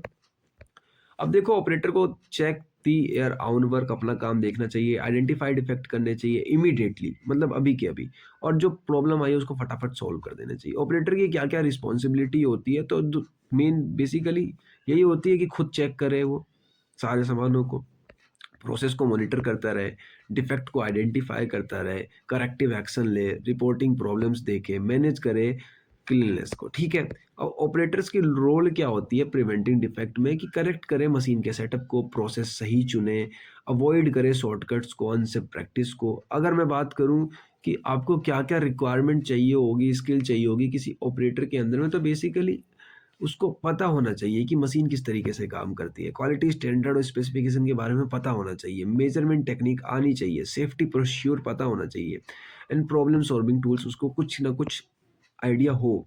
ऐसा ना हो कि बस कुछ नहीं आता उसको खड़ा कर दिया। Next topic is attitude of operator. Attitude of operator top management का सेम एटीट्यूड है, बस खाली इसमें इतना डिफरेंस है कि ये क्रिटिकल है, वो वाले क्रिटिकल नहीं थे, उनको पूरी टीम चलानी थी। इनको बस खाली क्वालिटी के जो आउटपुट है उसको हाई करके रखना है। उन वाले को क्या था कि हर चीज को ध्यान रखना था, इनको सिर्फ क्वालिटी हाई करके रखनी है। तो operately directly control the product process. Obviously बात है, ये लोग जो है लीड कर रहे होते हैं पूरे के पूरे प्रोडक्शन प्लांट को। तो ये लोग क्या करते हैं, प्रोडक्शन प्लांट को पूरा कंट्रोल करते हैं, चाहे तो रोक सकते हैं, चाहे तो चेंज कर सकते हैं। और देखो इनके केस में क्या होता है, ये केयर करते हैं, डायरेक्टली अफेक्ट प्रोडक्ट क्वालिटी, ये पूरा का पूरा प्रोसेस ही चेंज कर देते हैं, ठीक है। अब कैरेक्टरिस्टिक्स है कुछ पॉजिटिव, पॉजिटिव एटीट्यूड मतलब अच्छे एटीट्यूड के कुछ कैरेक्टरिस्टिक्स है, जैसे कि रिस्पॉन्सिबिलिटी लेना, डिसिप्लिन में रहना, attention in details, community quality, ठीक है, विलनेस टू लर्न यानी सीखने की इच्छा, क्षमता नहीं इच्छा, ठीक है, इच्छा होनी चाहिए, टीम स्पिरिट होना चाहिए और होनेस्टी होनी चाहिए इनके अंदर।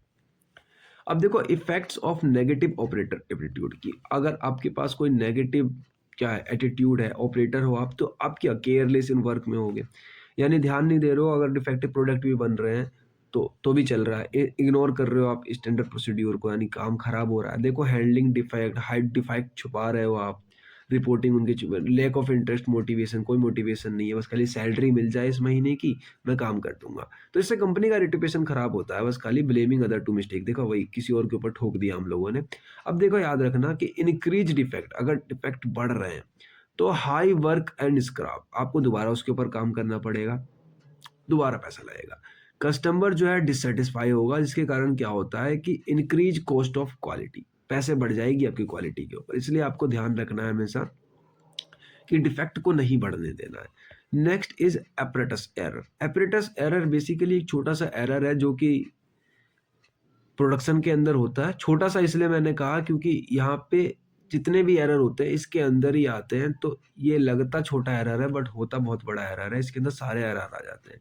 तो एपरेटस एरर का मतलब है कि ऐसे इनक्वालिटीज मेजर जो प्रोडक्शन के अंदर हो जाती हैं, मतलब फॉल्ट्स हो जाती है मशीन से, इंस्ट्रूमेंट से, इक्विपमेंट से, इंसानों से भी कई इतने बार तो, कि उन्होंने ध्यान नहीं दिया और सामान पास कर दिया। तो उसको प्रॉपरली कंट्रोल करने के लिए हमें दोबारा पैसा खर्च करना पड़ता है, यानी कि पहले ही आप ध्यान दे लो, या एरर आ गई है तो उसको दोबारा ध्यान मतलब ठीक करने के लिए आपको पैसा खर्च करना। पहला होता है सिस्टमैटिक एरर। सिस्टमैटिक एरर ये होता है कि occur due to constant fault, equipment gift related incorrect result. जैसे मान लो कोई एक प्रोसेस थी, वो प्रोसेस में बहुत ज़्यादा डिफेक्ट निकल रहे थे, तो मतलब ये एक सिस्टमैटिक एरर है, मतलब आप ठीक कर सकते हो, आप प्रोसेस बी में शिफ्ट कर सकते हो क्योंकि उसमें ज़्यादा डिफेक्ट आ रहे थे। अब दूसरा एग्जांपल लो तो सिस्टमेटिक एरर ये वाले एरर है, मान लो ये आपका प्रोडक्ट है, इस प्रोडक्ट में एक जगह पे बहुत सारे एरर आ गए, ठीक है, तो आपको पता चल गया कि यहाँ पे ही एरर आ रहे हैं, आप इस पार्ट को चेंज कर दोगे तो एरर आना बंद हो जाएंगे। दूसरा होता है रैंडम एरर। रैंडम एरर की मतलब product, process A B C, किसी में 2 पीस खराब निकल गए, इसमें 3 निकल गए, इसमें 5 निकल गए, या डी में एक भी नहीं निकला, फिर डी में दोबारा चेक किया तो 2 निकल गए, मतलब इस तरीके से कुछ भी हो रहा है, कभी भी आपको पता नहीं चल रहा, आप इनको ठीक नहीं कर सकते। जैसे प्रोडक्ट है, इस प्रोडक्ट में इस बार यहाँ पे एरर आ गया, इस बार यहाँ पे एरर आ गया, इस बार यहाँ पे एरर आ गया, तो आप रैंडम एरर है, कभी भी आ सकता है, तो इसको कम नहीं कर सकते, ठीक नहीं कर सकते, बस खाली आप अपने मशीन को ठीक करके रखो कि सही सब कुछ चल रहा है। तो दीज अकर अनप्रिडिक्टेबली, मतलब अचानक से आ गए, मिरर फ्लक्चुएशंस हो गई है मशीन की या इन्वायरमेंट की, ऐसे कभी टेम्परेचर का भी इम्पैक्ट पड़ता है इनके ऊपर।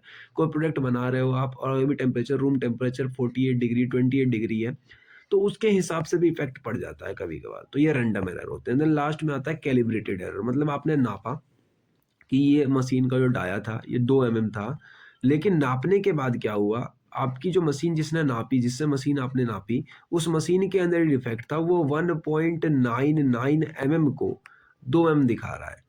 तो आपके लिए तो ये प्रोडक्ट पास हो गया, लेकिन एक्चुअल में प्रोडक्ट की साइज कितनी है, 1.9 mm। तो ये कैलिब्रेटेड एरर आता है। कितने बार तो ये आंखों का धोखा भी हो जाता है, क्योंकि हम ध्यान दे के कर रहे होते हैं। तो measuring instrument are not properly calibrated, ठीक है? तो हो गया ये। जैसे वर्नियर कैलिपर ले सकते हो इसमें एग्जांपल, अगर वर्नियर कैलिपर ही खराब होगा तो आप क्या कैलिब्रेट करोगे? अब देखो कॉज ऑफ एप्रेंटिस एरर किस-किस कारण के कारण होता है, तो wear and tool of equipment, क्योंकि जो इतने दिन से आप इक्विपमेंट यूज़ कर रहे हो उनका प्रॉपर जो है यहाँ पे मेंटेनेंस नहीं हुआ है, वो खराब हो चुके हैं। इम्प्रॉपर कैलिब्रेशन यानी गलत नाप ले लिए, रॉन्ग रीडर ले लिया आपने, रॉन्ग रीडिंग ले ली। पुअर मेंटेनेंस यानी जो आपने खर्चा लगाया मेंटेनेंस में वो कम लगाया। और यहाँ पे क्या होगा, सामान में वही डिफेक्ट दोबारा से रह गया। फैकल्टी डिजाइन इक्विपमेंट कि आपने कोई डिजाइन बनाया, डिजाइन में ही डिफेक्ट था, तो प्रोडक्ट कैसे अच्छा बन सकता है? इन्वायरमेंटल कंडीशन है, temperature, humidity, vibration, dust on effect, इन सब चीजों के कारण भी कभी कभार एरर आ जाता है, ठीक है? या फिर कोई पार्ट लूज रह गया आपका, इलेक्ट्रिकल फ्लक्चुएशन हो गया, यानी कि अभी मान लो 50 हर्ट्ज की सप्लाई आ रही थी, थोड़ी देर बाद 60 हर्ट्ज की आने लगी, या वोल्ट बढ़ गया, तो ये इलेक्ट्रिकल हो गया फ्लक्चुएशंस। टूल वियर यानी कि आपका जिस सामान से कटिंग, जैसे आपने लेथ मशीन पे काम किया होगा, तो लेथ मशीन की मान लो कटिंग टूल बिगड़ गई है, तो आप उससे सामान काट रहे हो, तो सामान आपके मुताबिक सही कट रहा है, लेकिन टूल ही खराब हो रखा है, तो टूल खराब है तो सामान सारे खराब हो रहे हैं।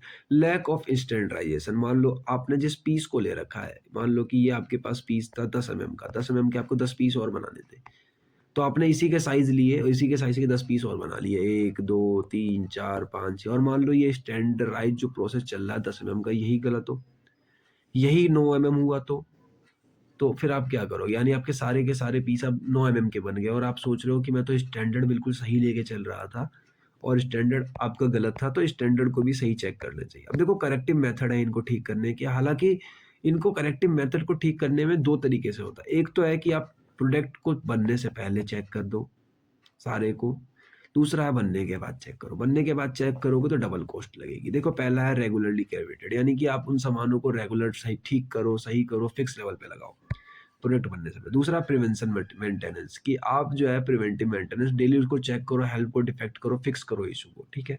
यानी इन प्रोडक्टों के। तीसरा है रिप्लेस करो या नया पार्ट खरीदो, ठीक है? मतलब सामान को बदल दो या नया पार्ट खरीदो। चौथा है प्रॉपर मशीनिंग सेटअप, आपने पूरा दोबारा से लगा दो, सब कुछ दोबारा से लगा दो, रिड्यूस कर दो वेरिएशन को, ठीक है? मतलब कि ये सब प्रोडक्ट बनने से पहले कर रहे हैं हम। उसके बाद रेगुलर कैलिब्रेशन, ये तो ऊपर वाला ही हो गया कि आपने रेगुलर कैलिब्रेशन किया है, तो डेट्स इट। तो प्रॉपर मशीनिंग सेटअप, मेरे ख्याल से ये भी स्लाइड दोबारा से रिपीट हो गई है, 2 स्लाइड यहाँ पे रिपीट हो गई थी। इतना ही था अपने पास सिलेबस यहाँ पे जो है अपना खत्म हो गया, कंप्लीट हो गया, और यूनिट नंबर 2 के अंदर आपने सारे टॉपिक पढ़ लिए हैं। तो आई होप लोग आप लोगों को वीडियो पसंद आई होगी। लाइक टारगेट मैंने 10 रखा है, जैसे आप लोग 10 लाइक कर देते हो मैं नेक्स्ट वीडियो बनाकर अपलोड कर दूंगा। मेरा एक्सप्लेनेशन कैसा लग रहा है कमेंट करके मुझे बता देना, कोई डाउट हो तो कमेंट करके मुझसे पूछ सकते हो, मैं रिप्लाई कर देता हूँ। और अगर चैनल में पहली बार हो तो चैनल सब्सक्राइब जरूर से कर लेना, क्योंकि मैकेनिकल के लिए आपका ये बहुत अच्छा चैनल रहेगा, और थोड़े मेरे भी सब्सक्राइबर बढ़ जाएंगे, 1000 हिट करने वाले हैं आप लोगों के ऊपर है, आप लोग कितनी जल्दी करवाते हो। और देखो नोट्स जो है वो यूट्यूब पे नहीं मिलते आपको, उसके लिए टेलीग्राम पे जाना पड़ेगा। टेलीग्राम की लिंक मैंने डिस्क्रिप्शन में दे रखी है। और हाँ, मैं फिर से सजेस्ट कर रहा हूँ, अगर आपने यूनिट 1 बिना देखे ही यूनिट 2 देख लिया, तो ऐसे बहुत सारे टॉपिक थे जो यूनिट 1 से रिलेट कर रहे थे, आप लोग समझ में नहीं आया होगा, यूनिट 1 जरूर से देख लेना। लिंक आप लोगों को नीचे डिस्क्रिप्शन में मिल जाएगी, इसकी जाके चेकआउट कर सकते हो। और कैसी लगी वीडियो कमेंट करके बता देना, क्योंकि मुझे पता नहीं चल रहा है आप लोगों को क्या लग रहा है। आप लोग कुछ कमेंट ही नहीं कर रहे हो, पिछले वाले वीडियो पे मेरे कुछ भी कमेंट नहीं आए, तो आप लोगों के सजेशन के हिसाब से ही तो मैं काम करूंगा। आप लोग ही तो मेरे ऑडियंस हो, आप लोग जैसा फीडबैक दोगे उसी तरीके से मुझे भी इम्प्रूव करना है। मैं यहाँ पे वो कस्टमर हो आप लोग मेरे, और मैं यहाँ पर वो फैक्ट्री का मालिक हूँ, जिसको अपने प्रोडक्ट की बड़ी चिंता है कि वो खराब तो नहीं हो रहा है, या सही बन रहा है कि नहीं बन रहा है। तो आप लोग बताओ कि कहाँ कहाँ इम्प्रूव हो सकता है, तो मैं उसी हिसाब से इम्प्रूव भी करूंगा। तो मैं मिलता हूँ आप लोगों को अब नेक्स्ट वीडियो में, तब तक के लिए बाय बाय।